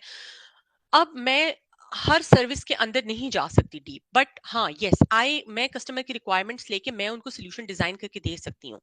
बट इनमें से किसी एक या दो सर्विसेज में मैं स्पेशलाइज कर सकती हूँ। जैसे मेरी जो स्पेशलिटी है ना, वो Amazon Redshift है, data warehousing solution. But I can talk to customers, मैं एंड टू एंड सोल्यूशंस की बात कर सकती हूँ। जो सॉफ्टवेयर इंजीनियरिंग होती है ना, जो मुझे ये फील, जो मेरा वो है कि सॉफ्टवेयर इंजीनियर्स जो होते हैं वो they are working on building these products, या मतलब सॉफ्टवेयर इंजीनियरिंग बड़ी जेनेरिक टर्म है, ठीक है। बेसिक सॉफ्टवेयर इंजीनियर जो कि डिफरेंट प्रोडक्ट्स, एप्लीकेशंस और ये चीजें जो बनती हैं, ये आपके सॉफ्टवेयर इंजीनियर्स बनाते हैं, ठीक है। आई एम नॉट श्योर अगर मैंने सही आंसर किया या नहीं, but this is my understanding of the differences between these. जो बाकी questions हैं, maybe we take it at the end. Just I want to quickly finish the webinar and I mean save some time and for the Q&A. Again ये एक data processing का है। जब आपके पास डेटा स्टोर होता है डेटा लेक के अंदर, या इवन आप डेटा जब मूव कर लेते हैं डेटा वेयर हाउसिंग के अंदर, तो दो किस्म के मैकेनिज्म्स होते हैं। आप डेटा के ऊपर प्रोसेसिंग होती है, डेटा की ट्रांसफॉर्मेशन होती है, ठीक है। ये अगेन मुझसे क्वेश्चन पूछा गया था। Again this is one of the question that was asked from me in my AWS interview, के what's the difference between ETL and ELT। ये टर्मिनोलॉजीज होती है, मे बी अगर ऑलरेडी कोई डेटा रिलेटेड लोग होंगे तो उनको ये सुनते होंगे। ETL extract transform load, and ELT क्या होता है, एक्सट्रैक्ट लोड एंड ट्रांसफॉर्म। तो ये मुझसे क्वेश्चन पूछा गया था, और इसका और कब आप किस टाइम पे आप कौन सी चीज यूज करते हैं, ठीक है। अगेन दिस इज वेरी, जो हमसे मतलब सोल्यूशन आर्किटेक्ट होते हैं, उनको ये चीजें पता होनी चाहिए कि कब क्या हमने यूज करना है। तो जो ETL है, ये मतलब आपके पास डेटा सोर्सेस होते हैं, फिर आप डेटा को ट्रांसफॉर्म करते हैं, ठीक है, और इन अ वे, जैसे AWS ग्लू एक ETL टूल है जो कि डेटा को ट्रांसफॉर्म करता है, और उसके बाद ट्रांसफॉर्मेशन के बाद आप डेटा को लोड करते हैं आपके एंड जो स्टोरेज प्लेटफॉर्म है। जो दूसरा मैकेनिज्म है ELT, उसमें क्या होता है, आपके पास सोर्सेस होती है, वही सारी सोर्सेस जिनका मैं बता चुकी हुई हूँ। आप क्या करते हैं, पहले डेटा लोड कर लेते हैं। Let's suppose data warehouse के अंदर, यहाँ पे ना, जब आपके पास डेटा वेयर हाउस में डेटा लोड हो जाता है, उसके बाद आप उसके ऊपर ट्रांसफॉर्मेशन चलाते हैं, और इस केस में आपका डेटा वेयर हाउस का इंजन यूज हो रहा होता है ट्रांसफॉर्मेशन के लिए। यहाँ पे आप कोई एक्सटर्नल इंजन यूज कर रहे होते हैं, जैसे AWS ग्लू, या मे बी Amazon EMR हो गया, बिग डेटा के कुछ सोल्यूशन हो गए, स्पार्क हो गया, या इस तरह के हमारे पास सर्विसेज होती हैं, ये आप यूज करके ट्रांसफॉर्मेशन करते हैं। यहाँ पे आप डेटा लोड करते हैं, उसके बाद उसकी इंटरनली ट्रांसफॉर्मेशन करते हैं। नाउ ये अगेन वेरी कॉमन क्वेश्चन होता है कि कब हमें कौन सा यूज करना चाहिए। तो बेसिकली कुछ कस्टमर्स ऐसे होते हैं जो कि बिग डेटा, जैसे डेटा लेक आपके पास जब बनती है बीच में, जो डेटा लेक की मैंने Amazon S3 या आप Azure का प्लेटफॉर्म यूज करते हैं डेटा लेक बनाने के लिए, बहुत से यूज केसेस डायरेक्टली वो डेटा लेक से सर्व कर रहे होते हैं। तो वो करते क्या है कि जब उनके पास रॉ डेटा आता है, तो उसके ऊपर वो ETL करके, मतलब उनको ट्रांसफॉर्म करके एक इनरिच्ड, और may be you can say a transform buckets या स्टोरेज या डेटा लेक के अंदर एक ट्रांसफॉर्म्ड एरिया होता है जहां पे डेटा पड़ा होता है, और उसके ऊपर वो मल्टीपल इंजन, जैसे मैंने आपको बताया, अगर कोई एडहॉक यूज केस है तो Amazon Athena वो चला लेते हैं, या मुख्तलिफ किस्म के इंजन से डिपेंडिंग ऑन यूज केस वो अपने इनसाइट्स ड्राइव करते हैं। और data warehousing is just used for one purpose, that is driving the SQL, driving the business intelligence use cases के लिए। लेकिन जो कस्टमर्स जिनका one of the very important use case is their data warehousing, very typical common use case बहुत से customers का होता है जो कि डेटा लेक के ऊपर जिस रॉ डेटा में डेटा रखते हैं, ठीक है, और उसके बाद उनका जो टिपिकल यूज केस होता है वो डेटा वेयर हाउस के अंदर डेटा डंप करते हैं, सारा उनकी इनसाइट्स वहां पे चल रही होती हैं। और for the petabyte scale data, जो बिग डेटा होता है, उसके लिए जो डेटा वेयर हाउस की परफॉर्मेंस होती है डेटा को ट्रांसफॉर्म करने की, या उसके अंदर मतलब लोड करने के बाद जो ट्रांसफॉर्मेशन की डेटा वेयर हाउस के अंदर होती है, वो बहुत ज्यादा होती है। तो परफॉर्मेंस पर्सपेक्टिव से भी जो ईएलटी है वो ज्यादा बेटर होता है अगर आपके पास जो आपका मेन यूज केस है वो बिजनेस इंटेलिजेंस का है, ठीक है। तो दिस इज अगेन मुख्तलिफ किस्म के टूल्स होते हैं, आपके बिग डेटा प्रोसेसिंग होती है, स्पार्क, हडूप, मतलब ये चीजें आपको ना पता होनी चाहिए अगर आप डेटा की डोमेन में आते हैं, या if you are trying for a solution architect kind of a role. Sequel analytics कहाँ पे होती है, मशीन लर्निंग के क्या डायनामिक्स होते हैं, रियल टाइम एनालिटिक्स कब होती है, कौन से सर्विसेज होते हैं, किस तरह से होती है, क्या रिक्वायरमेंट्स होती है, ये सारी चीजें पता होनी चाहिए। देन इन द एंड जब आपके पास डेटा आ जाता है, आपके पास डेटा वेयर हाउसिंग या जो भी सोल्यूशन के अंदर डेटा आ जाता है, तब आपके एंड पे आते हैं विजुअलाइजेशन टूल्स, ठीक है, जो कि अगेन बिजनेस इंटेलिजेंस एक बीआई का बड़ा कॉमन यूज केस है। ये हमारे पास मार्केट में जनरल डेटा विजुअलाइजेशन टूल्स हैं। टैब्ल्यू हो गया, पावर बीआई हो गया, पावर बीआई माइक्रोसॉफ्ट का है, वेरी स्ट्रॉन्ग टूल, बहुत अच्छा टूल है। लुकर हो गया, ये गूगल का है। क्विक साइट हो गया, ये अमेजोन का है। ये सारे टूल्स यूज होते हैं एंड पे डैशबोर्ड बनाने के लिए, और उस डैशबोर्ड से जो होते हैं आपके जो सी लेवल होते हैं या मुख्तलिफ किस्म की इंसाइट जो होती हैं कंपनियां ड्राइव कर रही होती हैं, इस तरह के डैशबोर्ड्स बनते हैं। This is just an example, ठीक है। ये एक अमेजोन क्विक साइट का मैंने डैशबोर्ड बनाया है। फॉर एग्जांपल लेट्स से क्या स्टैटिस्टिक्स हैं, कुछ इंसाइट्स जो हैं शुरू में मुस्कान ने भी शो की थी, that's based on your data. जो कंपनीज के पास होता है पेटाबाइट स्केल का डेटा होता है, तो उसको वो इस तरह से प्रोसेस करते हैं और इस तरह के चार्ट्स बनाते हैं अपने जो है देखने के लिए कि क्या कंपनी के ट्रेंड्स चल रहे हैं, कहाँ पे उनको काम करना है, और ये सारी चीजें। अब इसी के ऊपर, ये तो एक जर्नल डेटा विजुअलाइजेशन था, क्विक साइट, इन मुख्तलिफ टूल्स के अंदर जनरेटिव एआई यूज हो रहा है, ठीक है, मैं उसके डीप नहीं जाऊंगी। बट अगर एक general end to end generative AI application का आर्किटेक्चर देखें, तो ये तो आपके पास इस साइड पे जो ऑरेंज में है, ये तो क्रिटिकल पाथ है, vector embeddings, again very big concepts और ये सारी चीजें। बट बिहाइंड द सीन्स अगर आप ये पिंक कलर में ये देखें, तो सारी वही चीजें यूज हो रही हैं, data processing, data lake, data warehousing, data injection, governance, जो कि मैंने अभी जो सारी बात की है, सारा इवन जनरेटिव एआई से भी जो भी एप्लीकेशंस है बिहाइंड द सीन, सारी सारी वही जो जो फाउंडेशन है ना, वो डेटा के ऊपर है, और डेटा फाउंडेशंस इस तरह से बनती हैं, ठीक है। तो जो हम स्पेशली, मैं तो अब फील्ड में हूं, तो मुझे पता है कि बहुत से लोग जो कि बहुत सी कंपनियां जनरेटिव एआई एप्लीकेशंस भी बना रही हैं, बट दे हैव, वो अब वापस आ रही हैं डेटा फाउंडेशंस की तरफ, और अपनी फाउंडेशंस वो स्ट्रॉन्ग कर रही हैं to make their generative AI use cases more successful.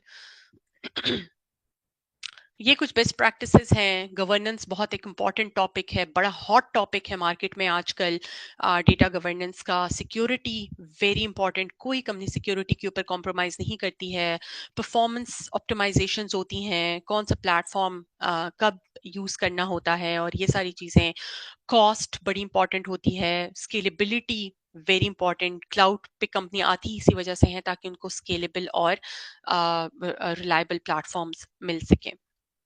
तो ये कुछ बेस्ट प्रैक्टिसेस हैं, and these are some of the career opportunities. Again, I got it from the internet, this slide, but some of the data related, it says data science career opportunities, but I would say it's more related to data related career opportunities. big data expert होते हैं, data engineer होते हैं, data analyst आप बन सकते हैं। ये सारे वो टाइटल्स हैं जो कि मार्केट में अभी अवेलेबल हैं, और डेटा साइंटिस्ट होते हैं, एमएल इंजीनियर्स होते हैं, मुख्तलिफ किस्म के मतलब नाम हैं। आप in any of these you can try and do it.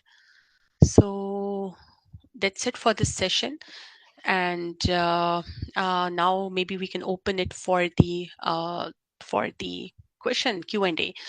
This is my LinkedIn. If you would like to send me requests, some questions, you can reach out to me anytime. I'll be more than happy to help. I mean, I love to do mentoring. So you can reach out to me on LinkedIn if you got any questions or any insights. Okay, maybe we go via one by one. Irfanul Haq, maybe we go. जी अस्सलाम वालेकुम ma'am ताले doctor Zafar here Yeah, from Walaikum Salam, Sir Zafar. How are you? Silicon Valley California जी तो जी वाह वाह वाह great session मैंने बहुत सारी चीजें आपसे लर्न की तो मेरा अपना भी डब्ल्यू का बैकग्राउंड है जी जी जी and I learn all the things myself by myself अभी भी लर्न करता रहता हूँ आप जैसे एक्सपर्ट से तो thank you very much for ma'am for the time और स्टूडेंट्स मैम को ऐड कर दें लिंक्डइन पे और सारी जो डाटा से रिलेटेड क्यूरीज हैं स्पेशली उनमें हेल्प लेने से तो थैंक यू मैम अभी क्वेश्चंस की तरफ चलते हैं thank you thank so you ma'am much मैं भी थोड़ा सा ऐड करूंगा मेरा नाम डॉक्टर रिजवान है मैं भी सिलिकॉन वैली एरिया में होता हूँ हाईकोर्ट गुरु के मैनेजमेंट से मेरा ताल्लुक है तो थैंक यू मैम बड़ा आपका इंसाइटफुल वेबिनार था यू प्रिपेयर्ड और आपने स्टूडेंट्स को इंटरेक्ट करके बड़ा अच्छा समझाया जैसे डॉक्टर जफर कह रहे थे हमने भी आपसे सीखा तो ये हमारी एक छोटी सी कोशिश है हाईकोर्ट गुरु में हम स्टूडेंट्स की हेल्प करना चाह रहे हैं इस साल जिस तरह मैम मुस्कान शुरू में बता रही थी वी आर एक्सपेक्टिंग 40+ स्टूडेंट्स के जो यूएस आएंगे फुली फंडेड स्कॉलरशिप्स पे मास्टर्स और पीएचडी के लिए लेकिन जबरदस्त seeing the numbers in Pakistan it's still a very small number right कल मेरी एक स्टूडेंट से बात हो रही थी वो कह रहा था कि इन हिज यूनिवर्सिटी है वो अभी लास्ट ईयर आए हैं he is the only Pakistani and I was surprised he said most are Indian which is expected but he said there are many from Bangladesh तो नाइस उससे मैं हैरान okay हुआ क्योंकि अब बांग्लादेश से भी इतने स्टूडेंट्स आ रहे हैं there is only one Pakistani student here so we are trying to change that लेकिन of course it takes time 40 is a very small number right अगर हम 40 स्टूडेंट्स देखते जी हैं एक साल में आ रहे हैं but yeah that's what we are trying तो बहरहाल मैं again thank you very much for your webinar मेरा भी ताल्लुक नस से है मेरा ख्याल है आपने शायद एमसीएस से पढ़ा हुआ है जी आप जी जी टेलीकॉम जी का जिक्र कर रही थी मैंने भी जी एमसीएस से जी पढ़ा हुआ है बट आई अच्छा ग्रेजुएटेड इन 2004 So 2000 yeah, अच्छा studied मैं on that. 2000 या 14 में मैं ग्रेजुएट हुई हूँ so you are yes That's great. Yes That's तो यस मैम great. नस्ट की हिस्ट्री में अभी तक सिर्फ 3 सीजीपीए 4 हैं डॉक्टर रिजवान उनमें से क्या सॉरी मैं Okay. आई couldn't hear sorry sir Zafar कह रहे थे कि मेरा जीपीए 4 था और मेरा मतलब नस्ट में अब तक I think there are 3 students who got that GPA 4 तो sir 4x4 like CGPA 4x4 जी जी बिल्कुल that's nice what nice sometime nice I nice thought that जबरदस्त या माशाल्लाह माशाल्लाह बहरहाल माशाल्लाह चलो बहरहाल thank you very much ma'am it was great listening to you and hopefully we will keep interacting और आप स्टूडेंट्स से हम खुद और हमारे स्टूडेंट्स आपसे गाइडेंस लेते रहेंगे जी जी तो thank you let's go over to questions from students जी thank you ma'am Thank you so much for this opportunity. Yeah, sure. I mean, reach out to me anytime, anyone, and I'll be more than happy to help. Muskan, do you want to do the moderation now? Because I see a lot of raised hand. I'm not sure किसने पहले raise किया है, so maybe. बिल्कुल ma'am मैं names call कर देती हूँ sequence wise Yeah. सो आसानी हो जाएगी सर इरफान आप अपना क्वेश्चन पूछ लें अस्सलाम वालेकुम मैम वालेकुम अस्सलाम। मैम मेरा बैकग्राउंड जो है वो हेल्थ इंफॉर्मेटिक्स से है और करंटली जो है ना मैं डेटा एनालिटिक्स सीख रहा हूँ जी जी। तो अब जनरेटिव एआई मुझे किस तरह हेल्प कर सकता है और क्या कोई ऐसी कोई एप्लीकेशन है जो ईएचआर को डाटा को एनालाइज करने में हेल्प कर सकती है या हिपा के अंदर कोई ऐसी एप्लीकेशन जनरेटिव एआई के अंदर नहीं, आपका यूज केस क्या है? आप करना क्या चाहते हैं उससे? मैम ये जो ईएचआर का जो डाटा होता है उसको भी तो एनालाइज करते हैं ना एट द एंड तो मैं ये पूछ रहा हूँ क्या कोई जनरेटिव एआई की कोई एक ऐसी एप्लीकेशंस हैं जो उसको एनालाइज करने में हेल्प कर सकती है आप Amazon के प्लेटफॉर्म पे जो उनका Amazon क्यू है ना क्यू आप उसको एक्सप्लोर कर सकते हैं। मुझे बाकी उनके प्लेटफॉर्म का इतना नहीं आइडिया कि जैसे लेट्स सपोज अज्योर क्या दे रहा है, बट आप Amazon क्यू को देखें। Basically it's a generative AI की ही एप्लीकेशन और मुख्तलिफ प्लेटफॉर्म मुख्तलिफ टूल्स के अंदर ना वो एम्बेडेड है Amazon क्यू जो है उनका। So again it really depends on the use case कि आपके पास जो डेटा है आपने उसके पास उसका करना क्या है। ठीक है, फॉर एग्जाम्पल जैसे मैंने बोला है कि इवन क्विक साइट जो उनका इनसाइट्स का टूल है, even data warehousing solution जो हो गए, इवन ग्लू जो हो गया, हर जगह अब क्यों है, ठीक है, और उसके लिए आपको बहुत कोई एडवांस स्किल सेट नहीं चाहिए। आप नेचुरल लैंग्वेज में लिखें कि आपको डेटा से ये चीजें चाहिए। फॉर एग्जाम्पल आप पूछ सकते हैं क्यू से कि लेट्स सपोज मुझे जो है ना, लेट्स सपोज मुझे कस्टमर या पेशेंट्स का डेटा या कुछ भी है इसमें मुझे टॉप 10 ये इन्फॉर्मेशन चाहिए, या कुछ किसी भी तरह का आप नेचुरल लैंग्वेज में पूछ सकते हैं। क्यों आपको वो related query depending on the tool जो कि आप यूज कर रहे हैं उससे आपको हेल्प आउट कर सकता है। तो आपको वही बात है कि बहुत ज्यादा एडवांस्ड सीक्वल प्रोग्रामिंग या इवन पाइथन जो है और ये सारी चीजें भी बहुत ज्यादा सीखने की जरूरत नहीं है। आप इंटेलिजेंटली प्ले कर सकते हैं और आप जो है बिगिनिंग में आप जो है इस तरह की जनरेटिव एआई की टूल्स यूज करके आप एटलीस्ट स्टार्ट कर सकते हैं अपनी जर्नी। मैम वन मोर क्वेश्चन जी कि जी अभी आपने डेटा एनालिटिक्स के बारे में भी बात की थी, डेटाबेस के बारे में भी बात की थी, जी। तो क्या जनरेटिव एआई को सीखने के लिए इसके अलावा भी कोई लैंग्वेज दरकार होती है? जनरेटिव एआई जो है ना वो तो बेसिकली आपके पास लार्ज लैंग्वेज मॉडल्स के ऊपर बनती है, वो डिफरेंट एक चीज़ है, ठीक है। ये जो databases, data analytics, these are not languages, these are basically databases. तो आपके पास एक स्टोरेज प्लेटफॉर्म है ऑन OLTP यूज केसेस के लिए, online transactional processing use cases के लिए यूज होता है। डेटा एनालिटिक्स जो है वो एक मतलब डेटा के ऊपर एनालिटिक्स करना, आपके इंसाइट्स ड्राइव करना। जनरेटिव एआई की जो एप्लीकेशंस होती हैं उनकी अपनी लैंग्वेजेस होती हैं, पाइथन में भी वो लिखी जा सकती हैं, but I mean what I am learning, आपने कोई जनरेटिव एआई का कोई एप्लीकेशन नहीं बनानी, आप ऑलरेडी जो एग्जिस्टिंग आपकी एप्लीकेशंस अवेलेबल हैं, ठीक है, डिफरेंट क्लाउड प्रोवाइडर्स दे रहे हैं, आप उन्हीं एप्लीकेशंस को यूज करके, बजाय इसके आप स्क्रैच से कुछ करें, आप अपने डेटा की तरफ उसको पॉइंट करें और आप इनसाइट्स ड्राइव कर सकते हैं। डेटा आपका depending on the platform, again depending on the use case, मैंने जो आपको एक आर्किटेक्चर डायग्राम और मुख्तलिफ चीजें बताई हैं, तो आप उस यूज केसेस के ऊपर बेस्ड ऑन आप अपना वहां पे स्टोर करके आप उसके ऊपर इनसाइट्स ड्राइव कर सकते हैं। Generative AI is just an application on top of it. Okay ma'am, thank you so much. Okay sir, काबा आप अपना क्वेश्चन कर सकते हैं। अस्सलाम वालेकुम मैडम। वालेकुम अस्सलाम। अच्छा madam, I got actually two questions. One is more focused towards my professional life, and one is towards some I want to gain experience from. जी Um, जी by the way, sir, I am also from NUST. I graduated in 2009 from EME College. Okay, so madam, it has been a lot of time now that I am trying to move to Germany. I am a mechanical engineer. Okay, I am a mechanical engineer. So, जी what जी is your best advice to crack a job in Germany as a mechanical engineer? Except for the LinkedIn, what are the other platforms? Can you please suggest me? Like I tried Zing, but I could not get any good offer.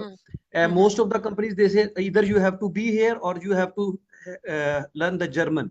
So is it worth it? Is it worth it that I try, or should I leave it? Do some other things. My first question is this: what advice can you give to the mechanical engineers with experience and master's degree, except for the Germany?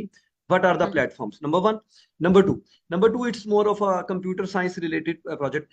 Can you tell me what is the logic behind sharing the computing powers? Like, for example, processor speed, RAM, hard drive. If because sometimes we use online for different apps. Like if we are making some app in Hugging Face, and it gives us some option that you can free option that you this processor you can use and this RAM you can use. Computer giver. You get my point? Like different apps, they give us the computing power. Okay, we are using internet. So what is the logic behind? I tried to study it, but I could because I'm a mechanical engineer. I'm not in the field of computer.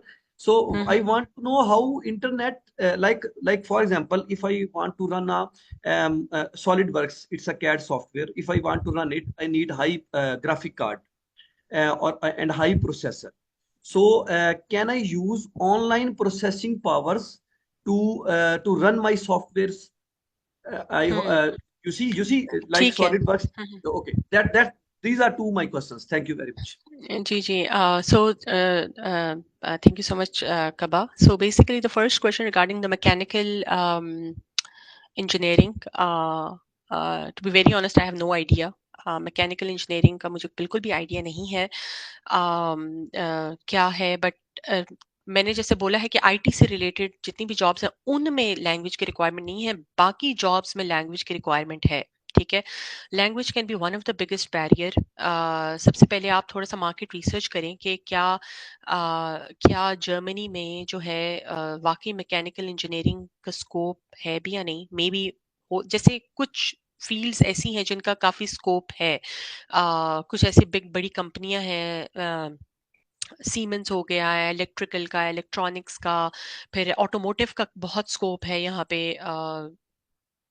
If I am not wrong, mechanical automotive में आती है, right?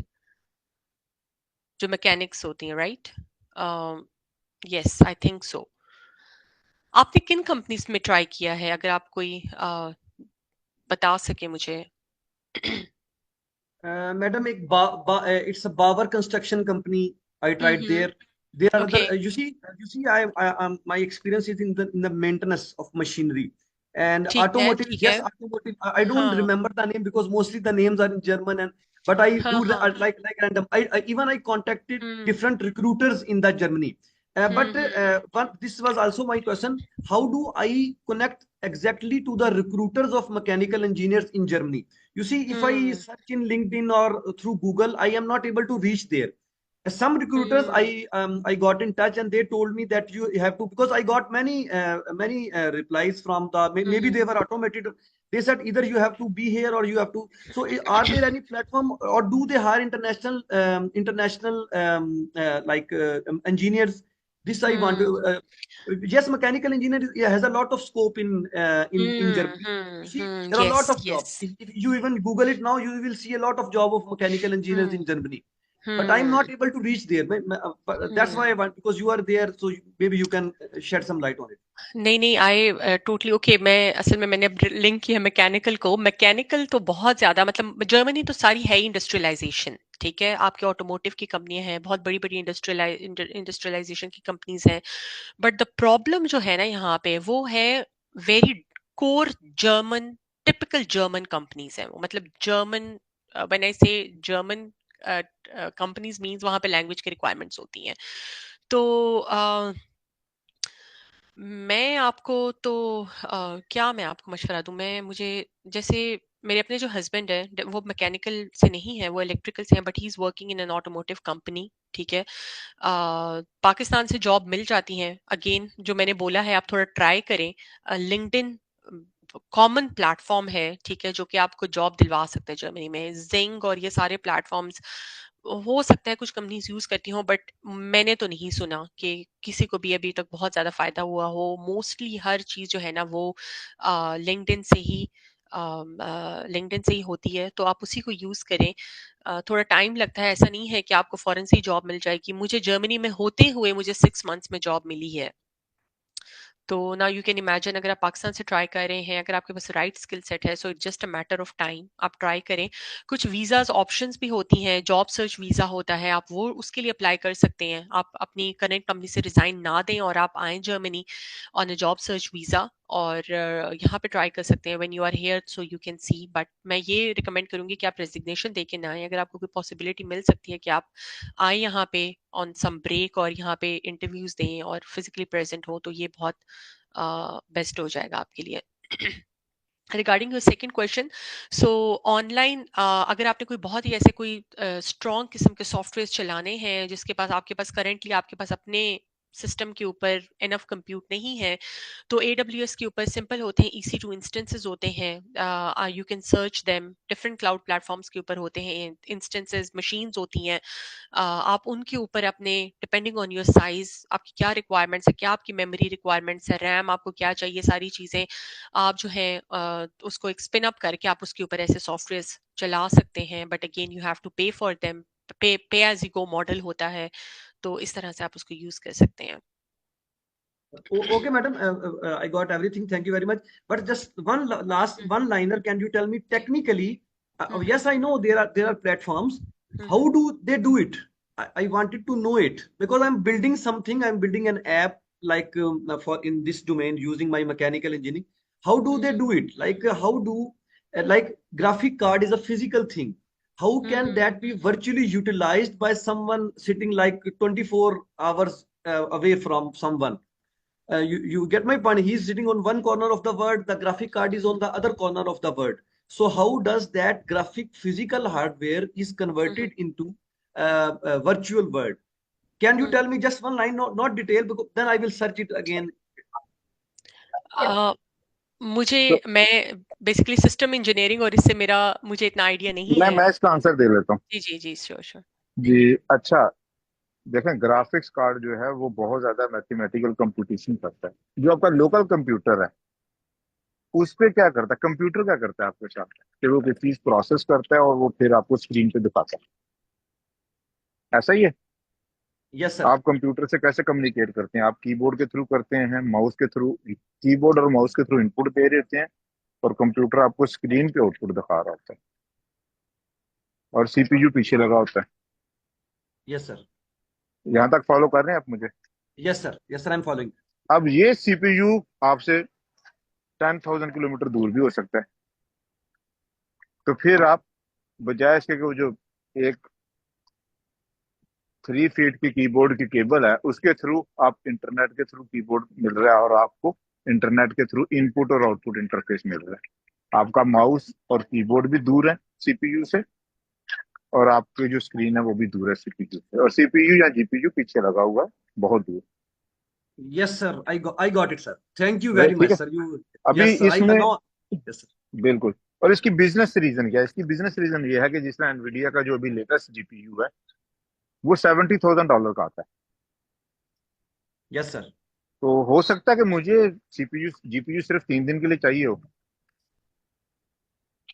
तो मुझे $70,000 लगाने की जरूरत ही नहीं है। दिन में भी मुझे $300 में रेंट पे 3 दिन के लिए जीपीयू मिल जाए। तो मुझे जो कंप्यूटर रिसोर्सेज हैं मैं वो रेंट आउट कर रहा हूँ। और जो AWS का बिजनेस मॉडल है या जितना भी क्लाउड बिजनेस मॉडल है ये सारा टाइम शेयरिंग पे चलता है, या आप इतनी देर के लिए कंप्यूट को रेंट आउट कर रहे हो। इसका फायदा क्या है?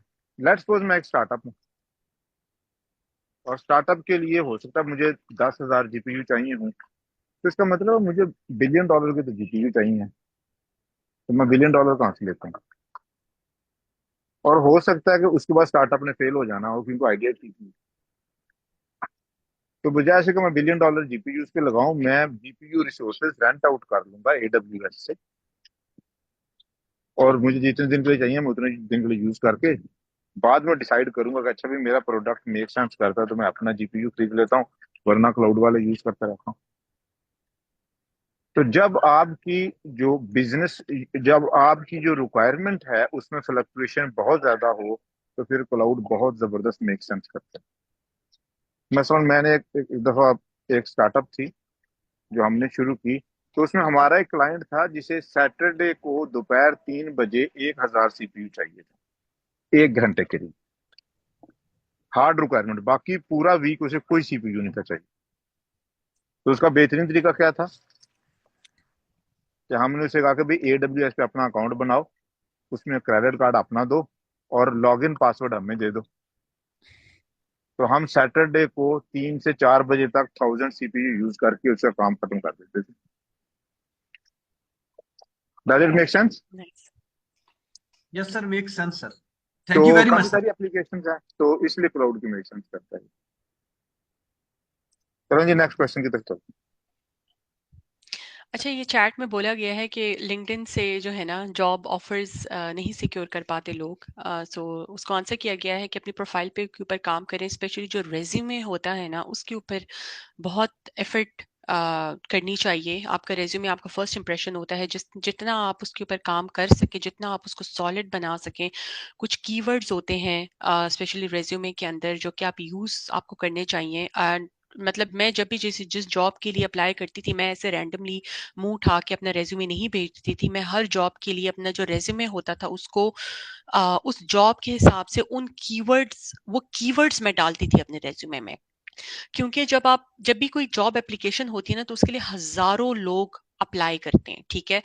और कोई भी जो कंपनीज होती हैं वो उन हजारों सीवी से इनिशियली स्कैनिंग में नहीं गुजरती हैं, उनके पास टूल्स होते हैं जो वो कीवर्ड्स उन रेज्यूमे में से निकालते हैं और उनके बेसिस के ऊपर वो फर्स्ट लेवल पे ना आपके क्या कहते हैं, आपके शॉर्ट लिस्ट होती हैं, जो सीवीज होती हैं। तो वेरी इंपॉर्टेंट जो कि आपकी जॉब डिस्क्रिप्शन में कीवर्ड्स हैं, आप उन कीवर्ड्स को ना अपने रेज्यूमे में डालें इफ यू थिंक कि आपका जो आपकी प्रोफाइल है वो मैच करती है उस जो है ना जॉब की जो पोस्टिंग है, तो आप वो कीवर्ड्स लाजमी डालें। इसी तरह से आप शॉर्टलिस्ट हो सकते हैं और एंड पे आप इंटरव्यू प्रोसेसेस में जा सकते हैं। So very important thing. और बहुत से लोगों को लिंक्डइन से मिलती है, just that you need to be little bit smarter, don't work smart your, तो आपको आप काफी आगे जा सकते हैं जी। सर इरफान तक आप अपना क्वेश्चन पूछ लें।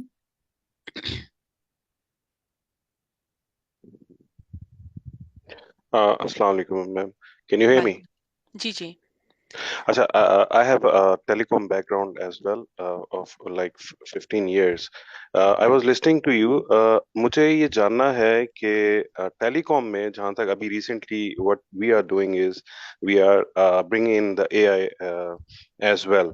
लेकिन उसमें AI में ज़्यादा से ज़्यादा जो विजुअलाइजेशन का जो अभी आपने अपनी प्रेजेंटेशन में लास्ट पार्ट दिखा है कि लास्ट में जी जी डाटा विजुअलाइजेशन का है, हम्म टेलीकॉम्स में डाटा विजुअलाइजेशन बिजनेस इंटेलिजेंस के अलावा AI, how can it help in telecom?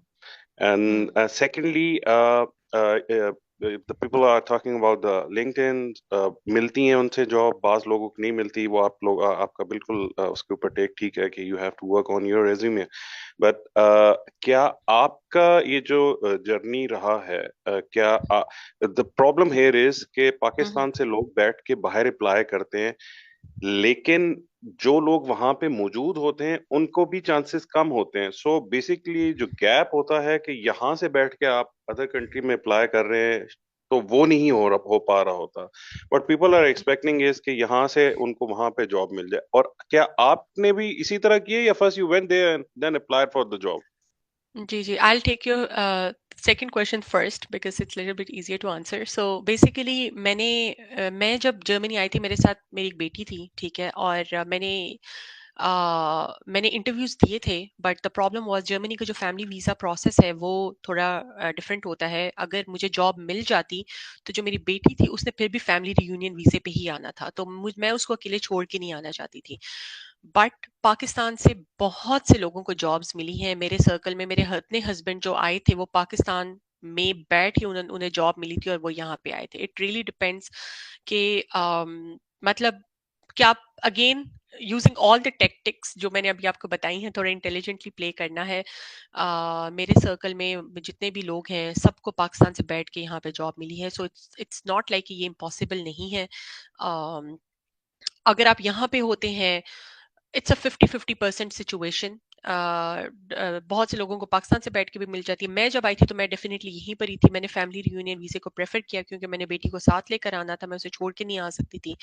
तो मैं यहाँ पे आई, मैंने 1 महीना लिया था सेटल डाउन होने में। उसके बाद जो है ना मैंने जॉब सर्च स्टार्ट की। मुझे उतना ही टाइम लगा, मे बी शायद पाकिस्तान से मुझे आसानी से मिल जानी थी, बट ऐसा कोई यहाँ पे बैठ के ऐसा नहीं है कि आपको डेफिनेटली आपको प्रिविलेज मिलता है, आप यहाँ पे होते हैं, बट स्किल सेट का गैप है यहाँ पे। और कुछ ऐसे डोमेन्स है जैसे आईटी की डोमेन है तो उसमें गैप है और वो लोग प्रेफर करते हैं लोगों को, यहाँ पे नहीं लोग मिलते तो दूसरी कंट्रीज से लोग आते हैं। इंडिया के लोग बहुत ज़्यादा आते हैं और ये मैं हमेशा एक बात कहती हूँ कि पाकिस्तानी जो है ना, मतलब इट्स अगेन मल्टीपल सिचुएशंस होते हैं। पाकिस्तानी लोग जो होते हैं उनके फैमिली के डायनामिक्स ऐसे होते हैं कि वो लोग बाहर निकलना जो होता है, पीछे उनकी फैमिली होती है, छोटी छोटी चीज़ें होती हैं, पेरेंट्स होते हैं, निकलना उनके लिए मुश्किल होता है।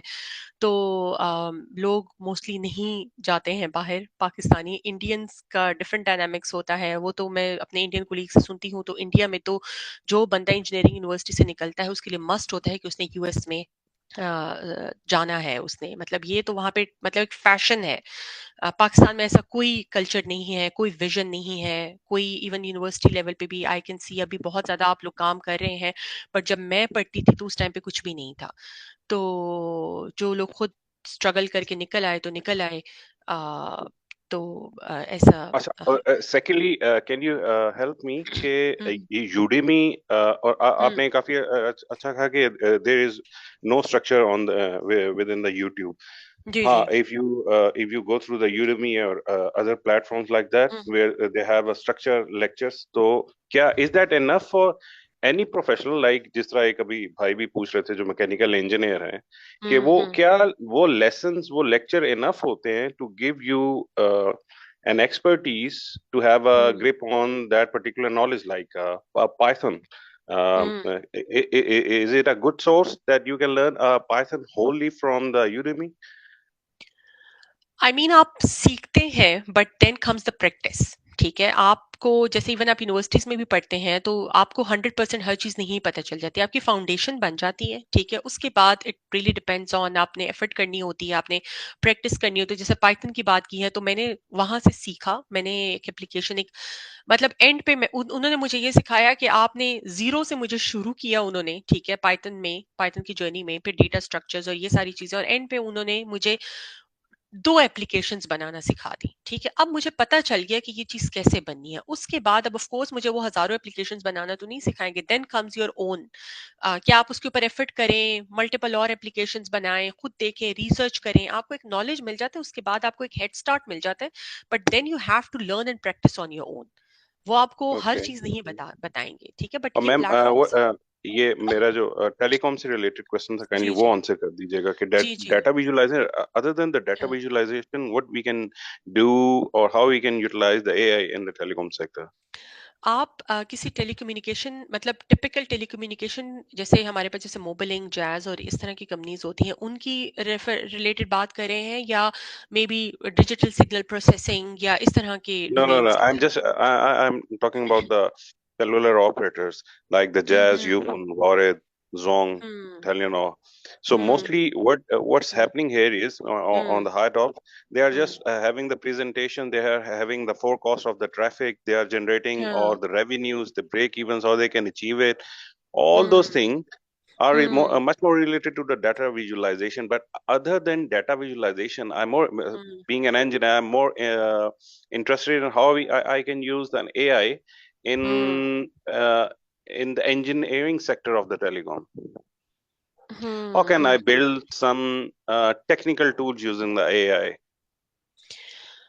देखिए, जो बेसिकली आप जो जैसे मुझे समझ आ गई आपका क्वेश्चन क्या है। ठीक है, आपके डिफरेंट प्लेटफॉर्म मतलब डिफरेंट डोमेन्स में यूज होता है, जनरेटिव एआई अब यूज होता होगा just to on a based on a simple human like language में आप उससे क्वेश्चंस पूछ सकते हैं और इस तरह की चीजें, और अदर प्रिडिक्टेबिलिटी और ये सारी चीजें होती हैं। But in terms of building something like कोई अगर आपने कोई प्रोडक्ट बनानी है, कोई टूल बनाना है, इस तरह की चीजें, तो उसमें आप एआई या जनरेटिव एआई से आप हेल्प ले सकते हैं कि वो आपको गाइड करते, मुझे जितना जितना मेरा मेरा नॉलेज है। ठीक है, आप उसे मतलब इफ मतलब आप उसे बेसिक से शुरू करके मतलब Okay. I can वो make it एडवांस है। much easier या for you. I work in RF, radio frequency. So what we have to do, we have to work with the antennas and we have to work with hmm their radio emissions. Hmm So do you think that AI can help me to work with the radio emission using the AI? Ma'am अगर इजाजत दें तो मैं इसका answer जी दे जी दूं। जी जी जी, जो आपका पहला क्वेश्चन है ना कि पाइथन कहाँ से सीखी जाए, या पाइथन आपको इस लेवल की है कि आप कंफर्टेबल हो जाएं, तो वो इवन जो कंप्यूटर साइंस के ग्रेजुएट्स हैं ना, उनमें से भी कम से कम आधे ग्रेजुएट्स अच्छी यूनिवर्सिटीज के भी उन्हें प्रोग्रामिंग से डर लगता है, और फिर वो कहते हैं कि शायद प्रोग्रामिंग मुझे अच्छी नहीं लगती, शायद मुझे मैनेजमेंट ज़्यादा अच्छी लगती, ऑपरेशंस की जॉब अच्छी लगेगी। तो उसके लिए जो मेरे इल्म में सबसे बेहतर प्लेटफॉर्म है दैट इज आई कोड गुरु। कि आप यहाँ पे आए तो हम आपको एनफ प्रैक्टिस करवा देंगे कि आपको डर लगना बंद हो जाए। और वो Okay. आपकी नेचुरल स्पीड पे करेंगे कि आपको होमवर्क भी नहीं देंगे हम, और you just come to the class, do the practice, just think loud, take active part in the discussion, तो आ जाएगी। दूसरा, जहां तक एआई के कहाँ यूज हो सकती है, तो ये बात याद रखें कि पहले हमारे पास जो एल्गोरिदम होते थे ना, वो बेस्ड ऑन सिग्नल प्रोसेसिंग होते थे। तो एआई जो है, AI just crowd based algorithm है। एआई ये कहते हैं कि मुझे बहुत सारा डाटा दो, तो मैं तुम्हें बता दूंगी डाटा में पैटर्न कौन से हैं और उन्हें सॉल्व कैसे करना है। तो जहां पे भी आपके पास बहुत सारा डाटा है, you can use AI to train the models and to get the answer. तो बेसिकली जहां जहां पे एल्गोरिदम यूज हो रहे हैं, फॉर एग्जांपल आपने अगर अपने आप पूरे पाकिस्तान में टावर्स लगाने हैं, तो एक तरीका तो ये है कि आप खुद पॉपुलेशन देखें, मुख्तलिफ सेक्टर्स की देखें, हाईवे कहाँ से गुजर सर, रही हैं। यहाँ पे मैं आपसे रिलेट कर सकता हूँ। तो बिल्कुल। क्या वो जो मॉडल्स हैं वो अवेलेबल हैं, और उनको गेट करने का क्या तरीका होता है कि if I have a huge data set और मैं किसी एक मॉडल को उस डाटा सेट पे अगर ट्रेन कर लूं, so I can get a required output. तो वो मॉडल्स एक तो क्या ऑलरेडी बने बनाए हैं, और क्या वो मॉडल्स कहाँ पे हैं जो मैं यूज कर सकता हूँ, and how I can use them? Millions of model available है हगिंग फेस के ऊपर। हमारा भी एक जनरेटिव एआई का कोर्स स्टार्ट हो रहा है, इसे ज्वाइन कर लें। इसके एंड पे हम प्रोजेक्ट्स बनाएंगे, और आपको हम ये चीज, आपके साथ हम 5-6 और स्टूडेंट्स मिला देंगे जो कंप्यूटर साइंस के होंगे। आप और वो मिल के मॉडल बना लें और उसे ओके, ट्रेन करके, और आप उसे हगिंग फेस पे अपलोड भी कर दें, और आप क्लेम करें कि मैंने दुनिया का पहला आरएफ का मॉडल मैंने बनाया हुआ, based on the data. Nice अगर डाटा नाइस अवेलेबल है नाइस तो मॉडल बनाना ये तो 2 दिन का काम है भाई। नाइस, थैंक्स तो अ लॉट। इसके लिए बहुत ज्यादा चीजें नहीं आनी चाहिए, थोड़ी सी चीजें आनी चाहिए, और वो भी जब आपके साथ कंप्यूटर साइंस के लोग बैठे होंगे, वो भी इंटरेस्टेड होंगे, आप भी इंटरेस्टेड होंगे, और इस पे एक पब्लिकेशन भी बन सकती है बड़े आराम से, conference okay level. Okay, thanks a lot sir. जी, next. I actually have to drop, unfortunately. मेरी कोई पर्सनल कमिटमेंट्स है, यहाँ पे मार्केट्स 8 बजे बंद हो जाती हैं and I have to go outside. I see a lot of raised hands. जी ma'am, thank you very much, hats off to you. Thank you very much. Again, you can reach out to me on LinkedIn if there's any specific question that you want to ask me. Reach out to me on LinkedIn, and I'll be more than happy to connect with all of you, answer your questions. And but unfortunately, I have a hard stop now. It's perfectly Yeah, fine ma'am. yeah. Thank जो you है, so much. तो students मैं अभी यहाँ पे हूँ, तो किसी के क्वेश्चंस हैं तो चलो, वो मुझसे जी पूछ जी, सकते थैंक हैं। You very much ma'am, thank again you. आपके टाइम का बहुत शुक्रिया, थैंक यू। Thank you और so वो much. जो थैंक यू अभी so much ji ma'am. Ji.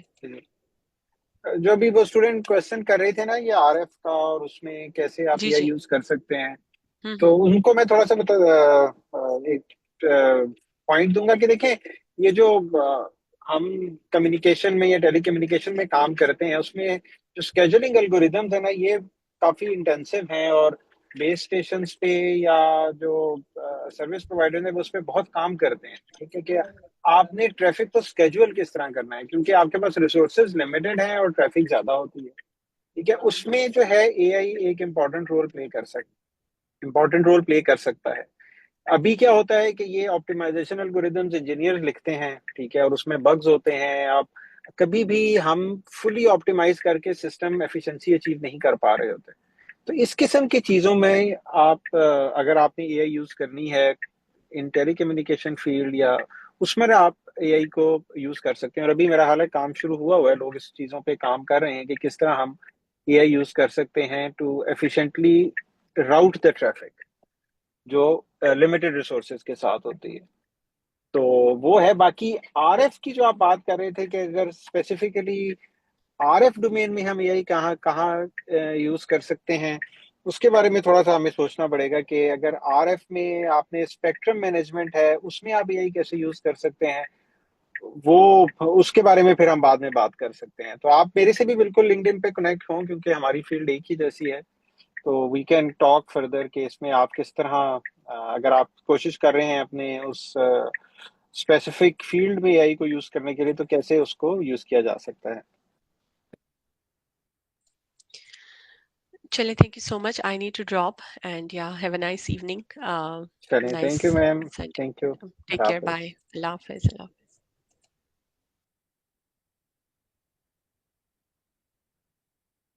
Okay, so moving to the next question, sir Arbaz आप अपना क्वेश्चन पूछ सकते हैं।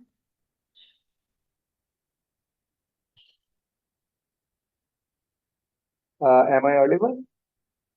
जी सर। सर मुझे लग भी रहा था कि सर जफर जहाँ वो मेरा ज्यादा अच्छे से काउंटर कर सकते हैं क्वेश्चन। असल में मेरा मैकेनिकल इंजीनियरिंग है, यूईटी में फाइनल ईयर। और इसमें हमें स्टार्टिंग में थोड़ा प्रोग्रामिंग के बारे में कॉन्सेप्ट दिया जाता है, लेकिन क्योंकि हमारी फील्ड नहीं है तो हम लोग कुछ कुछ प्रोग्रामिंग करते हैं। तो अभी जब मैं कुछ पाइथन वगैरह सीखने की कोशिश करता हूँ तो मोस्टली एआई इतना ज्यादा हाइप है अभी मुंह में मार्केट में, तो वो नॉर्मली ज्यादातर लोग यही चीज सोच रहे होते हैं कि now we have the enough technology to just write it और to give the command to the AI कि आप वो जनरेट पूरा कोड जो है वो सिर्फ अपनी अपनी लैंग्वेज में कमांड देके कर सकते हैं। तो अभी फिल वक्त क्या ये चीज मतलब वर्थ इट है कि हम लोग बैठ के पाइथन को पूरा सीखें, या फिर हमें directly should we jump to this technology कि हम लोग बस कमांड दें और ये सारी चीजें हो जाएं। और यही चीज बेसिकली दूसरी चीजों पर भी एप्लीकेबल हो रही होती है कि क्या हमें मतलब बिल्कुल बेसिक चीजों पे अभी रहना चाहिए, या जब भी हम लोग कोई भी चीज लर्न करने की कोशिश करें तो डायरेक्टली शुड वी मतलब jump to the latest technology. जी, आपके क्वेश्चन को मैं थोड़ा सा ट्विस्ट करूंगा। जी जब दुनिया की कोई भी अच्छी कंपनी इंटरव्यू लेती है तो क्या आपको वो ये कहती है कि हमारे सामने एआई से ये प्रोग्राम बना के दें, या आपको कहती है कि आप कुछ प्रोग्राम बना के दें? क्या इंटरव्यू में एआई अवेलेबल होती है आपको?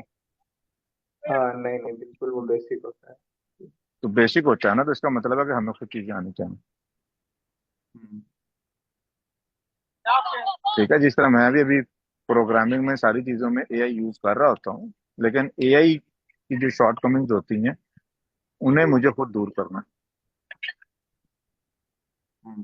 तो इसलिए पहली चीज तो ये है, आज की दुनिया में अगर आपने एम्प्लॉयबल होना है किसी अच्छी कंपनी में अच्छी सैलरी पे, या स्कॉलरशिप लेना है अमेरिका में $2,000 पर मंथ स्टाइपेंड और 100% फी वेवर के साथ, तो आपको पाइथन और एआई आनी चाहिए, अदरवाइज कोई फ्यूचर नहीं।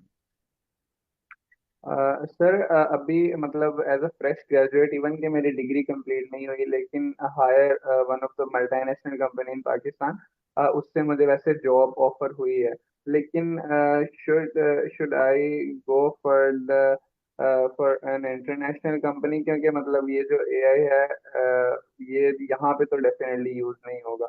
लेकिन ये है कि मैं अपनी लर्निंग को यहाँ पे स्टॉप नहीं करना चाह रहा। तो ये है कि आप कह रहे हैं कि अगर फॉर एग्जांपल मैं यूएसए में किसी कंपनी में job as a mechanical engineer ढूंढना चाह रहा हूँ, तो मतलब मुझे एआई और प्रोग्रामिंग आना चाहिए। ऑफ कोर्स, बिल्कुल, इसमें इसमें आपको कोई शक नहीं होना चाहिए कि देखें, आप इसे अवॉइड नहीं कर सकते, इसे सीखना ही सीखना, तो क्यों ना जल्दी सीख लिया जाए। जी जरूर, शुक्रिया। जी नेक्स्ट। सर हमजा आप अपना क्वेश्चन पूछ लें।